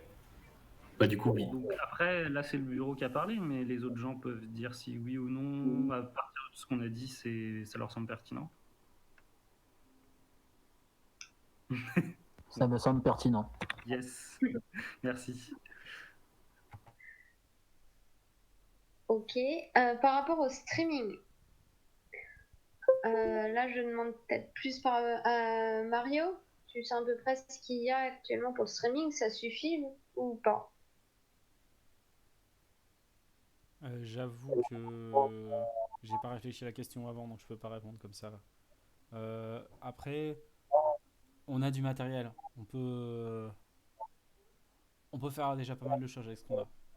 Voilà. Donc je dirais qu'il y a rien d'urgent. Après, j'ai pas réfléchi à est-ce qu'on veut faire plus, dans quelles conditions, etc. Mais pour l'instant, contrairement au départ quand on a commencé, on a été plus gêné par le problème de la connexion et de la place, etc. Ce que Hippolyte a dit un peu plus tôt dans la réunion, que par le matériel lui-même. Ok.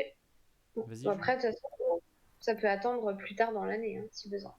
Ouais, je dirais s'il y a juste un point technique qui est un peu problématique quand on stream, c'est les finales, puisque avec le matos qu'on a, on est obligé de se mettre assez proche des caméras, et donc les commentateurs du stream ne peuvent plus vraiment parler à voix haute pour pas être entendus par les compétiteurs au niveau des temps qui sont faits, parce qu'ils ne peuvent pas parler des temps que les autres compétiteurs ont fait. Voilà. Je ne sais pas s'il y a un moyen technique pour remédier à ça, mais c'est vraiment le seul souci, parce qu'effectivement, pour le reste, le matériel est largement suffisant.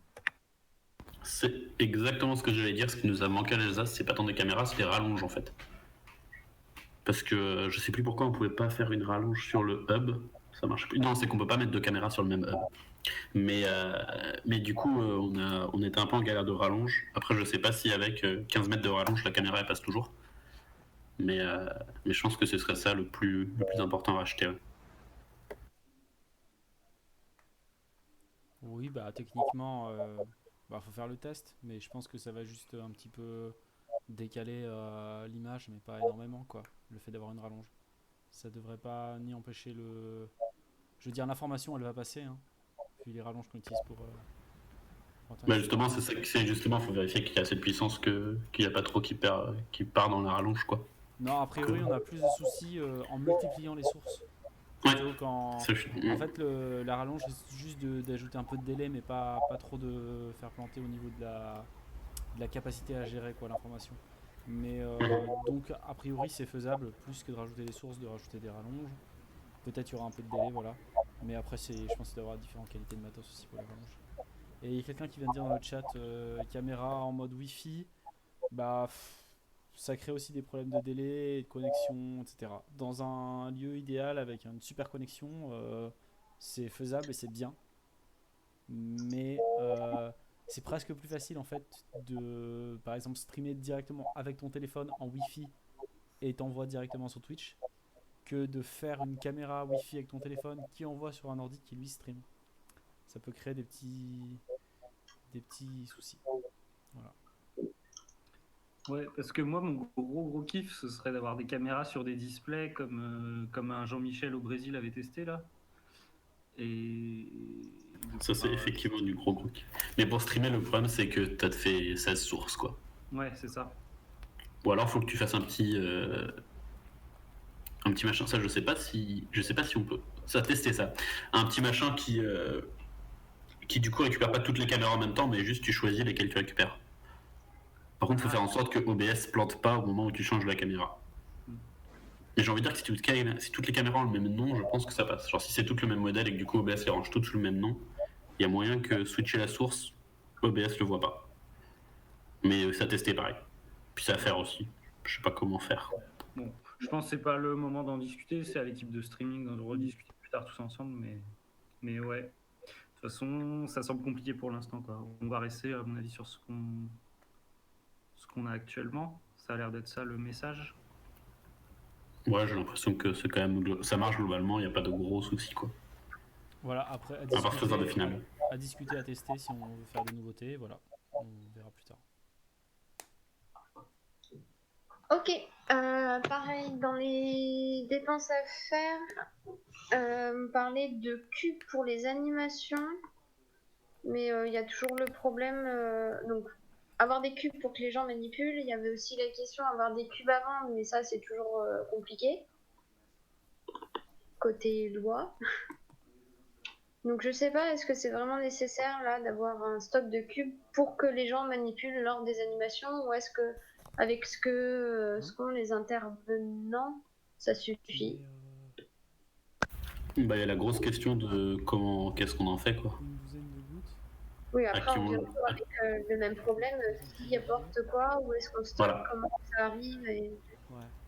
C'est ça. Donc moi je serais plutôt partant pour que les animateurs se débrouillent d'avoir quelques cubes à prêter lors d'animation.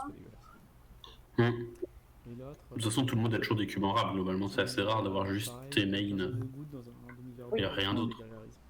Moi, j'avais pensé à ça pour l'animation qu'on devait faire à Grenoble, qui finalement s'est jamais faite. Par rapport aux cubes à prêter, c'est très compliqué quand même, parce que si tu as 10, 15, 20 personnes, il faut au moins un cube par personne.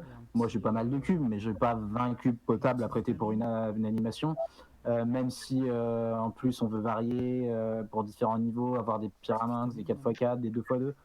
Et j'avais proposé aussi du coup, bon, du coup la question s'est pas posée au final, mais d'acheter des cubes pour si l'animation est payante, d'inclure dans le tarif. Par exemple, si on fait payer 15 € par personne, nous après de notre côté on fait une grosse commande de cubes à 3 $ qui arrive directement chez la personne qui fait l'animation, et puis comme ça à la fin de l'animation, chaque personne repart avec son cube, parce qu'au final c'est vrai que c'est un peu dommage de faire une animation sur le Rubik's Cube pour que personne en ait à la fin.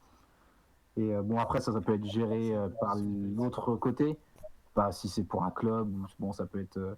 mais c'est vrai que comme nous on sait ce qu'il faut commander, on sait sur quel site passer, c'est pas mal au final de faire des commandes en gros. Et puis quoi qu'il arrive, je pense que c'est très compliqué de compter uniquement sur les personnes qui font l'animation pour prêter des cubes, surtout si c'est une animation à une seule personne.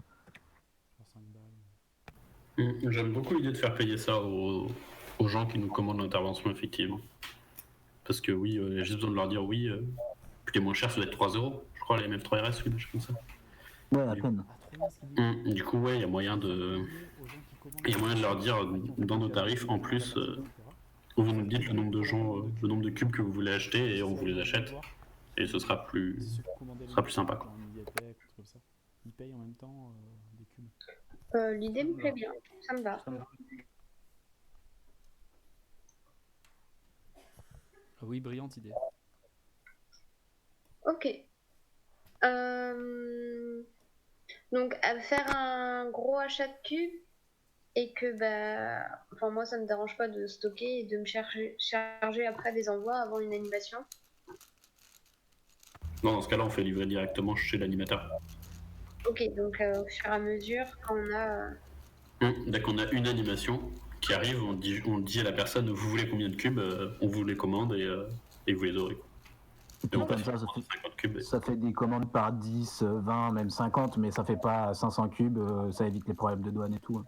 50, je pense que c'est déjà relou pour la douane, mais à voir. J'ai pas beaucoup d'expérience avec les problèmes de douane. Je sais pas. Après, sur Cube Kings, c'est pas toujours plus cher et t'es sûr que t'as les problèmes de douane, quoi. C'est pas con. Et si on fait ça tout le temps, on pourrait même, pourquoi pas, essayer de négocier un partenariat avec eux. Carrément. Ou sinon à Bayonne, il y a ToCube. Aussi. Mais ToCube, ça peut être une bonne piste, effectivement. Et puis Cube Kings, je pense qu'ils peuvent être assez ouverts à ça, parce que quand j'avais pris des cubes chez eux en grosse quantité, ils m'avaient tout de suite proposé de me faire une réduc et tout dessus. Donc, et puis ils vont souvent en compète et tout, vendre des trucs, donc ils sont assez ouverts à différentes offres commerciales et partenariats, donc ça peut. Mais à ToCube, ça peut être cool, en vrai. J'avoue, on n'y a pas pensé. On peut voir aussi Felitasia ou en allemand, je sais plus qui y a. Mais oui, enfin, il y en a plusieurs qui peuvent peut-être t'intéresser. Après, là, les tarifs, ça commence à monter. Hein. Felitasia, c'est pas donné. Ouais, mais si on achète des mètres RS, ça va. Mario, tu voulais dire quelque chose? Non, rien de très important. Je me demandais ce que c'était. Enfin, la boîte dont Antoine parlait, je vois pas ce que c'est en fait. Mais rien de grave. Laquelle? Cube Kings ou. Ouais. Cube Kings, c'est des Espagnols. Ok, d'accord. Qui sont assez souvent en compétition et ils avaient filé quelques fois des lots, enfin deux fois peut-être, une ou deux fois à des compètes françaises, enfin genre Istres ou des trucs comme ça. Ouais, Istres et Montpellier. Voilà, Istres et Montpellier. Merci Delphine. Du coup, voilà, c'est tout. Okay, c'est des cubeurs à la base qui tiennent ça, je crois. Espagnol? Ouais. Ok. Enfin, ça n'a jamais été des cubeurs qui ont un niveau de ouf, donc je pense que tu les connais pas, mais c'est des cubeurs. Il y avait Ting et pas ou pendant un moment, donc c'était. Ah ouais? Ouais. Ça, je savais pas. Ok. Donc lui, on le connaît, oui. Ouais, les deux, ouais. Ok. Point suivant. Est-ce que dans les dépenses, ça serait créer des flyers, maintenant qu'on a enfin nos cartes de visite, passer un petit peu au-dessus? Mais pareil, il faut les créer. Débourser l'argent pour, c'est pas le problème pour l'impression, mais il faut pas mal de, enfin au moins 3-4 personnes qui réfléchissent dessus, à un visuel, à un contenu, ce qui fait pas mal de boulot. Je pense que Delphine peut aussi intervenir là-dessus. Elle proposait de... Alors, soit on fait... Enfin, déjà, nous, on proposait à la base de faire des flyers génériques, mais Delphine proposait aussi d'en faire en fonction des événements pour que ça soit plus pertinent, surtout quand c'est dans des festivals, par exemple. Donc, ouais, je sais pas. Vu que Delphine s'est aussi déjà occupée des cartes de visite, mais qu'elle va commencer à faire plein de choses maintenant, à force. Du coup, je sais pas, ouais, au niveau des flyers, mais ça peut être cool d'avoir des modèles en fonction des différents lieux. Ouais, enfin, de mon côté, je peux le faire. Après, comme j'avais dit, s'il y a des gens qui sont bons en graphisme ou des trucs comme ça, n'hésitez pas à vous proposer. Yes. Ça peut être un sujet à lancer sur les mailing lists aussi, par exemple. Oui.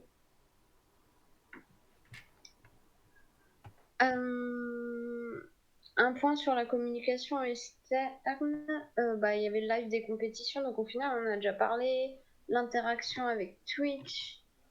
Pour moi on a déjà pas mal fait le tour de ces deux points-là. Et les personnes qui sont dédiées à répondre aux mails et à Facebook, actuellement j'ai l'impression que ça tourne bien. Par rapport aux mails sur Contact, on a parfois mis beaucoup de temps à répondre, surtout récemment en fait, sur les derniers mois. Tout le monde repousse un peu le truc. Ça c'est général. Ouais, complètement. Mais quand c'est sur des animations avec des dates et des gens derrière qui s'attendent à du retour rapide, forcément, bah, ça pose un peu de problème. Oui, alors à ce sujet-là, c'est vrai que on s'était un peu la dernière fois, l'année dernière avec Jules, on s'était un peu désengagés tous les deux de répondre aux mails en disant qu'on continuerait à faire partie d'une conversation qui existe sur Telegram et qui marche bien pour aider à y répondre parce qu'on a déjà répondu dans le passé. Moi, j'avais filé notamment à Antoine mes modèles de comment répondre aux gens qui cherchent des clubs, etc. Et donc, c'était plutôt bien parti au départ. Et en fin de compte, il y avait Pau et Élise qui devaient aussi répondre. Et elles n'ont jamais vraiment répondu. Enfin, si, Pau l'a fait un peu, Si Paul l'a fait. mais Élise l'a pas fait. Et, Bah ouais, je trouve que t'abuses un peu parce que. et du coup, mais je disais, en fait, c'est juste que je pensais que récemment, j'ai surtout vu Antoine faire des. En fait, pas juste que c'était lui qui répondait, mais que c'était lui qui faisait le débrief de à quoi on n'a pas répondu, à quoi faut répondre urgemment, etc. Donc, non, après, je vais pas dire que ça tourne mal, hein, ça va, hein, franchement, c'est juste qu'au départ, quand l'année dernière, on m'a dit qu'on maintenant on était un peu 5 à s'en occuper, je me suis dit que ce serait vraiment easy, et en fin de compte, Antoine a raison, on a eu souvent pas mal de temps pour répondre aux trucs. Mais voilà, rien de grave. En fait, je pense qu'il faudrait qu'on se fixe des délais, quoi. Enfin, faut que quand on reçoit un mail, sous une semaine et demie max, ce soit répondu, quoi. Et rien que de se fixer ce genre d'objectif, ça peut peut-être aider un peu à... Enfin, même pas forcément. En fait, je sais pas si ça aiderait, mais ça peut être une piste. Alors un truc qu'on utilise avec le WDC qui doit pouvoir se faire sur Telegram aussi, c'est un bot qui te rappelle, à qui tu peux juste dire, enfin un peu comme le bot de Twitter, le Remind Me. Et du coup ça peut être pas mal d'avoir un bot comme ça dans Telegram, je pense qu'il y en a des trucs comme ça, où dès qu'on reçoit le mail, on te dit, si on n'a pas le temps de répondre, on fait juste un petit Remind Me, comme ça il n'y a pas besoin que toi tu y repenses. Parce que des fois ça peut être trop tard si tu n'y as pas repensé avant, quoi. Comme ça on a juste un petit... un rappel que on a ça à faire, quoi.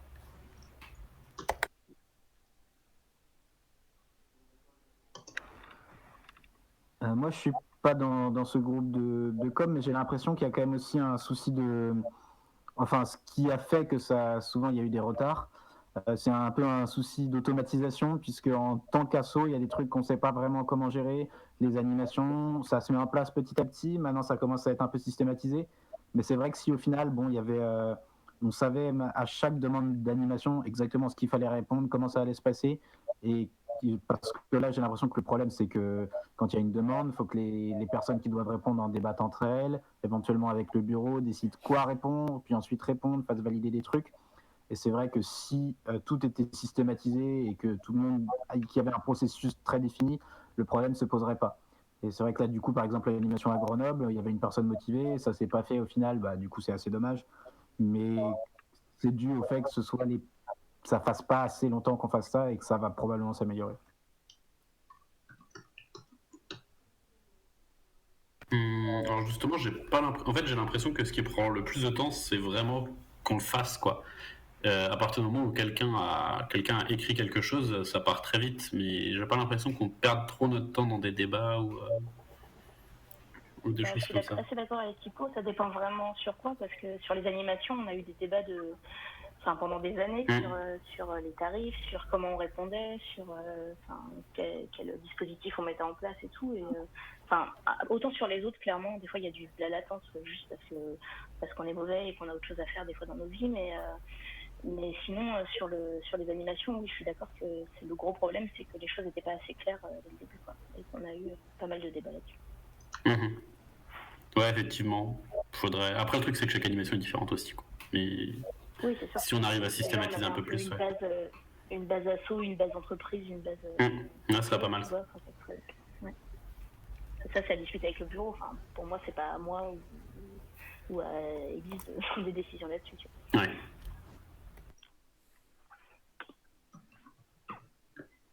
Mais du coup, oui, ça va rediscuter. Ouais, faut voir ce qu'on peut proposer.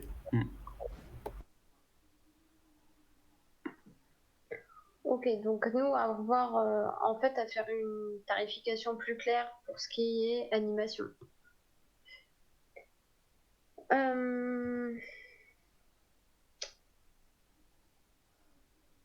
Bah, ça fait partie du... C'était le prochain point aussi, hein, c'était le point sur les interventions externes. Les partenariats. Partenariat dans le sens sponsor, j'imagine. Oui, c'était ça l'idée. Bah, Ouais. surtout quand tu regardes les cas qui se sont présentés. Bah, il y a eu un cas. Alors, on attend toujours un retour, mais ça aurait été un partenariat avec Orange. Donc pour l'instant, on peut pas te dire grand-chose parce qu'il n'y a rien de concret. Non, on n'a rien encore. Je n'ai parlé un tout petit peu à Paris, mais c'est pas encore. Enfin, ça avance quoi, mais il n'y a rien de concret pour l'instant. Voilà, nous, actuellement, on a fourni un peu nos statistiques, nos nombres, qu'est-ce que fait l'association. Et on attend de voir si, une fois que ça sera remonté plus haut dans cette grosse boîte, est-ce qu'ils seraient intéressés pour faire un partenariat avec nous. Donc pour l'instant, on peut rien faire de plus de notre côté. Après, on aimerait avoir plus de sponsors, mais c'est vraiment galère à trouver. Alors, on peut en trouver. L'Elsa, ça arrive à en trouver ponctuellement pour un événement spécial, mais avoir un sponsor à l'année sur l'assaut, ça me paraît compliqué pour le moment. J'en avais discuté avec Abdelak justement, parce que c'est aussi beaucoup plus facile de trouver un sponsor local, mais une fois qu'on commence à avoir un sponsor local, comme c'est le cas de l'Alsace, c'est faisable d'étendre à un niveau un peu plus global parce que c'est une chaîne, donc ça se fait quoi. Mais quand ton sponsor c'est une entreprise locale par exemple, là c'est pas trop possible.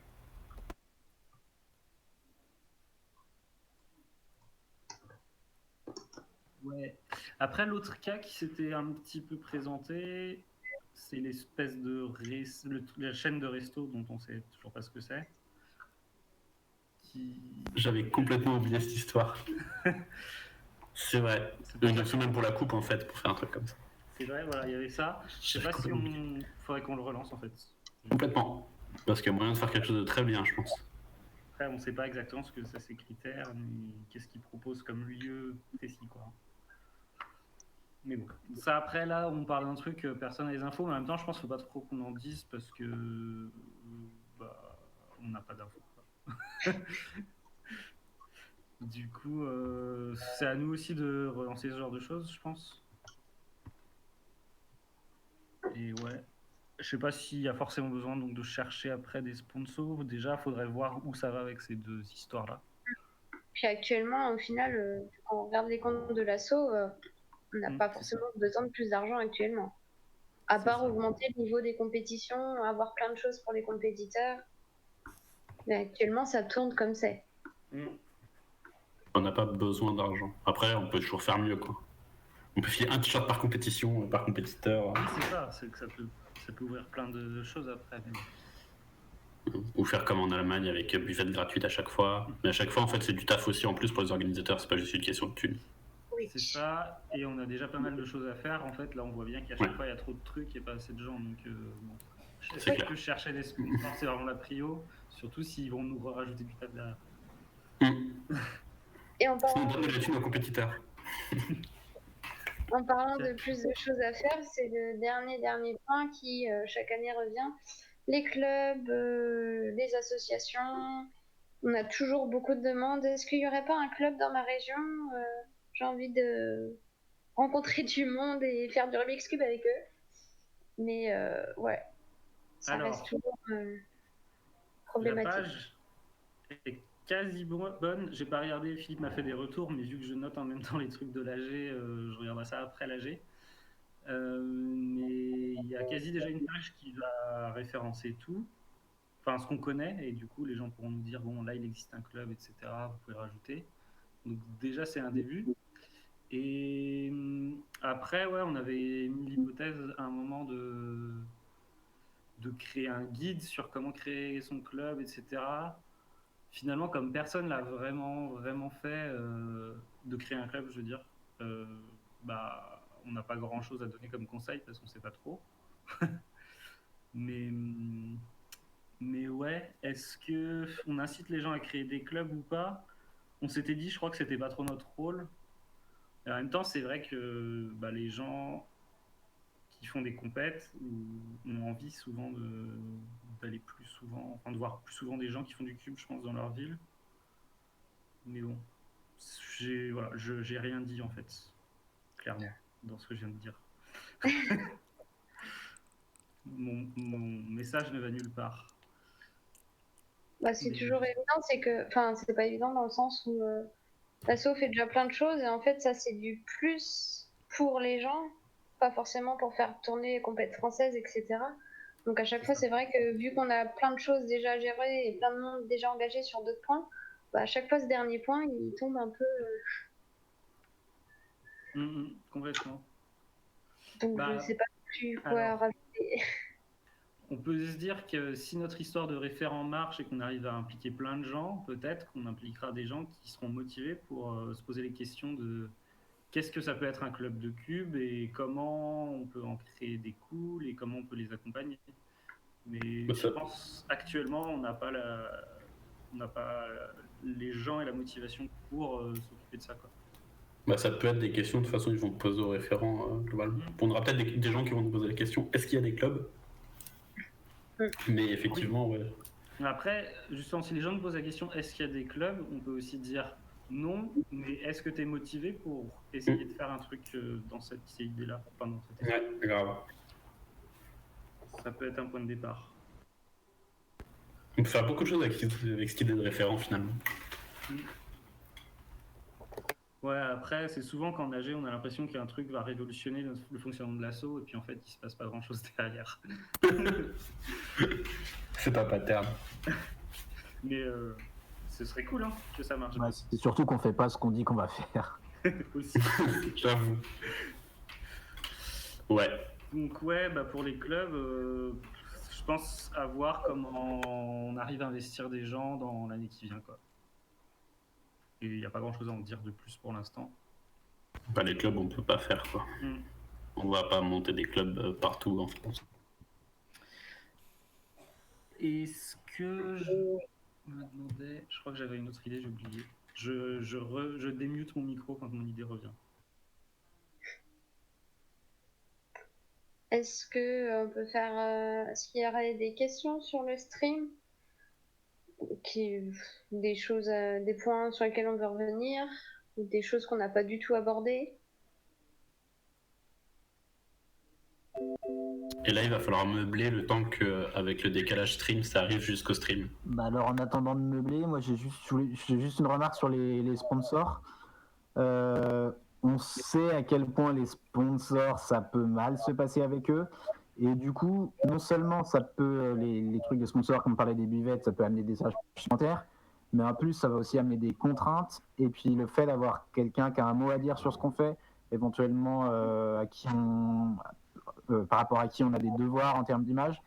Et donc, dans la mesure où on a des sous et on n'a pas réellement besoin de sponsors, je pense qu'avant d'en prendre, il faut vraiment faire attention et vraiment se poser la question si on a des choses possibles. Si on a des partenariats intéressants, pourquoi pas, on ne va pas forcément cracher dessus, mais il faut être assez vigilant et pas se dire un sponsor et se jeter dessus directement. Et je sais plus ce que je voulais ajouter. Voilà. Je suis complètement d'accord. Du coup, c'est pour ça que vu que c'est là celui qu'on cherche, ce qu'on a là, c'est des partenariats qu'on nous a globalement proposés. Donc, oui, ce que je voulais rajouter, c'est qu'au final, les seuls moments où on a vraiment besoin de grosses tunasses, c'est pour des événements ponctuels comme les championnats de France. Et là, on va pas les chercher forcément en tant qu'AFS, donc c'est pas des sponsors à échelle globale qu'on cherche. Voilà.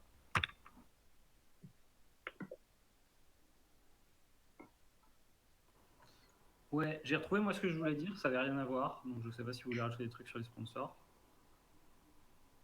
Non, vas-y. Un truc qui a été proposé aussi par mail, c'est l'histoire d'une coupe des régions. C'est vrai qu'on l'a pas mis dans le... Enfin, je l'ai oublié de le mettre dans l'ordre du jour. je sais pas si ça vaut le coup d'en discuter ou pas, mais on était globalement, on avait l'air d'être à peu près d'accord sur le fait que déjà on l'organiserait quand au championnat de France, c'est plutôt relou. Il y a déjà trop de trucs. Et puis le truc, c'est qu'il faut définir qui a le droit, enfin qui est éligible à quelle région, et ça complexifie un peu les choses.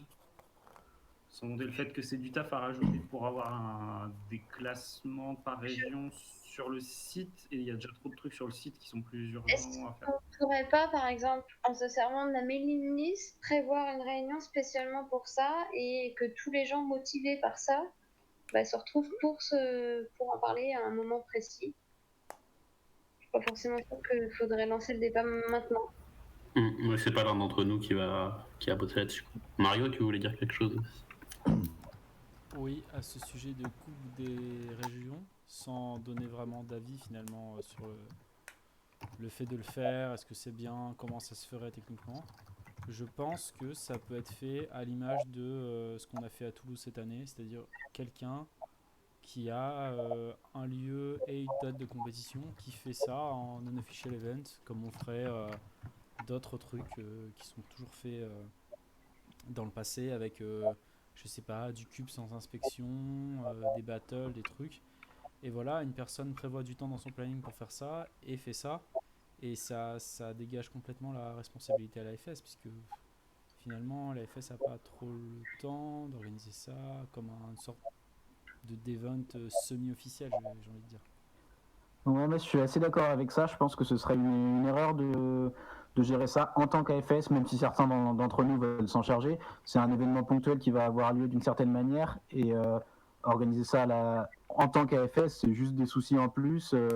C'est des décisions à prendre en plus, on sait comment ça se passe, ce genre d'événement. Certains vont pas être contents de comment ça est organisé et ce serait pas forcément une bonne idée d'engager la responsabilité de l'AFS là-dessus, alors qu'au final, c'est 3-4 personnes qui vont organiser ça à une compète et ça va bien se passer ou pas, mais sans rapport avec nous. N'empêche qu'on pourrait servir juste de la mailing list pour que ces 3-4 personnes intéressées se retrouvent et commencent à organiser le truc. Juste nous faire un appel qui est chaud pour faire ça et après vous vous débrouillez. Ouais, ça me paraît pas mal comme idée. Tout ce qui vient d'être dit me va très bien. Après, le problème, c'est que. J'ai pas envie de m'en charger, hein, mais... Non plus. Le problème, c'est que si on veut faire ça à une compétition où il y a un minimum de gens pour que ce soit intéressant, c'est les France, quoi. Donc ça implique de voir avec l'orga des France si c'est possible, mais ouais, mais les France, c'est ça me paraît très peu probable, quelle que soit l'année, quoi. Parce qu'on a autre chose à foutre. Bah ouais, les France, c'est déjà un planning surchargé, quoi. Ouais. Mario ? Oui, je suis tout à fait d'accord avec cette remarque sur ce serait les France, mais c'est pas possible. Et c'est pour ça que je faisais un parallèle avec la compète que j'ai organisée à Toulouse. C'est-à-dire que pour moi, il me semble que la personne qui organise ça doit le ficeler et l'organiser à l'avance et faire ça dans une compète où ce sera un peu spécial, ce sera un peu dédié à ça. Et pour avoir les gens qui souhaitent avoir, il faut qu'ils trouvent un sponsor, quoi, en gros. Enfin, ce qui s'est passé un peu avec Toulouse. Voilà, c'était ça le parallèle. Ouais. Je suis assez d'accord, mais le problème, c'est que Toulouse, vu que c'était que 8 personnes, c'était facile ça a demandé d'inviter que 8 personnes, plus orga et délégués. Mais en tant que compétiteur, ça invité que 8 personnes, alors que si tu veux inviter des gens pour faire une coupe des régions, soit t'invites juste des gens pour faire une finale, mais déjà, si tu fais un format Nation Cup, tu vas déjà en inviter 6 pour une finale, quoi. Donc ça a pas beaucoup de... Ça va faire un peu bizarre, quoi. Hippo, ce que tu voulais dire? Oui, c'était juste quelqu'un dans le stream qui disait, donc j'imagine par rapport à ce dont on est en train de parler, oui, quels sont les rôles de la FS actuellement? Je sais pas exactement ce que ça recouvre comme question, mais voilà, je tenais à dire que quelqu'un a posé cette question. On y a déjà un peu répondu quand on a parlé des dépenses, en fait. C'était complètement lié.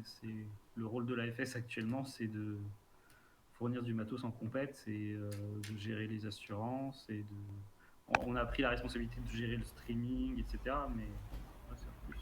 Et de représenter un peu le cube quand on fait des interventions. Aussi, merci. Mais donc ouais, la Coupe des Régions, c'est un autre truc, quoi. Enfin, clairement, c'est un rôle qu'on se rajouterait et qui n'est pas nécessaire. Enfin, qu'on peut pas se permettre de se rajouter pour l'instant, quoi. Mario ? Oui, en fait, la personne a précisé dans le chat, mais je veux quand même répondre vite fait. Sur les rôles de la FS, c'était juste pour dire que On a notre définition un peu générique, qui est la description sur la page Facebook et qui doit être sur le site internet de l'AFS, qui est en gros l'aide à l'organisation des compétitions et à la pratique compétitive du speedcubing en France, qui passe par voilà, la mise en contact avec les délégués, l'aide pour louer les salles,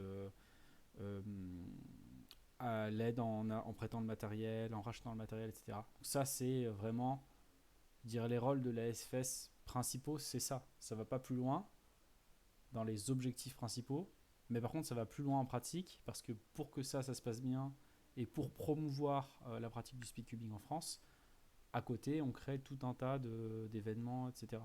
Mais en fait, la personne a depuis rajouté les rôles des membres actifs. Donc, il voulait savoir, en gros, qui faisait quoi.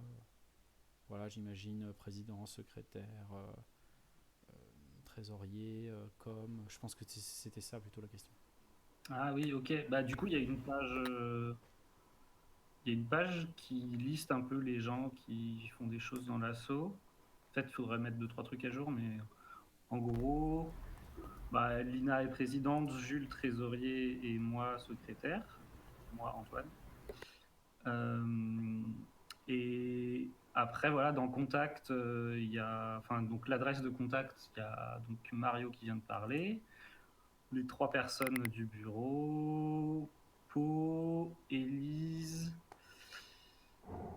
qui j'oublie, je suis sûr que j'oublie une personne, non, peut-être pas.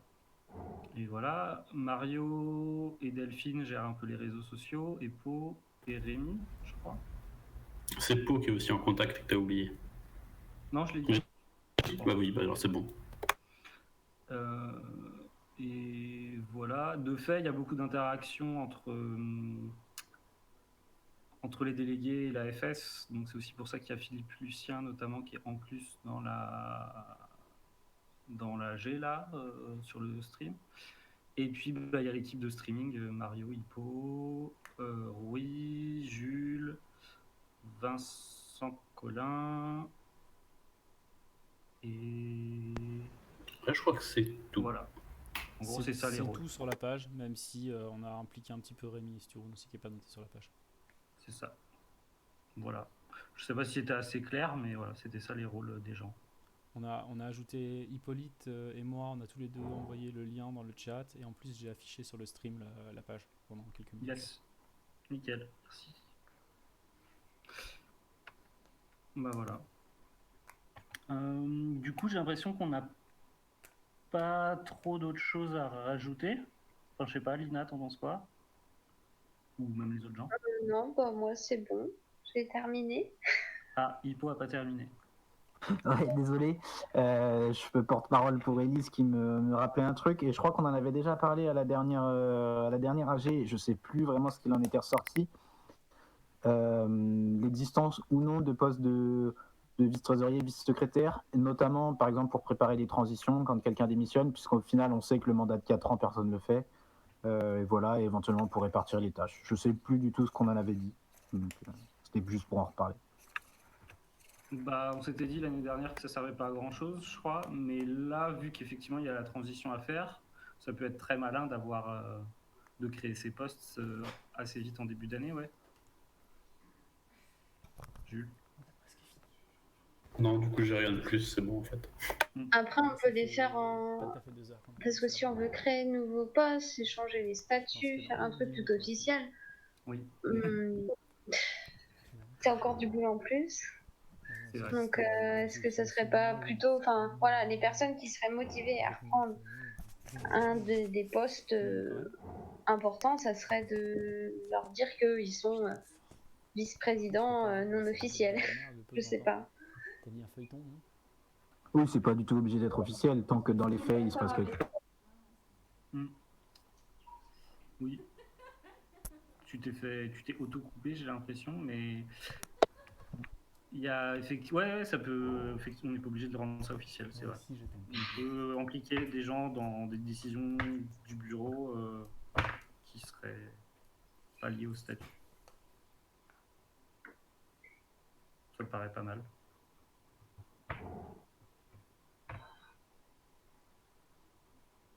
Ok. Bon, moi je vais y aller si on n'a Ouais. rien à rajouter. En tout cas, je vous remercie. Ça me On va paraît- essayer de faire encore bouger l'asso, de la faire avancer. Merci beaucoup Lina. Moi ça me paraît stylé qu'on arrête aussi. En plus il y a Emilien qui se propose pour une petite mission parce qu'il a du temps disponible, donc je pense que c'est le moment d'arrêter l'AG. C'est le moment où Emilien intervient, généralement on arrête. Excellente réaction. Et au pire on lui confiera la mission des t-shirts si il a vraiment du temps. Yes. Mais ouais, bah du coup, merci aux gens qui ont participé et qui ont suivi. Et j'espère qu'on aura des gens motivés pour nous aider. Merci le bureau. Et cool. Merci le bureau. Merci le bureau. Merci. Bonne fête de fin d'année, joyeux Noël. Ouais, Et à la prochaine. même chose. À la prochaine. Bisous. Bisous. Merci à tous. Bisous. Ciao, bisous. Bye bye.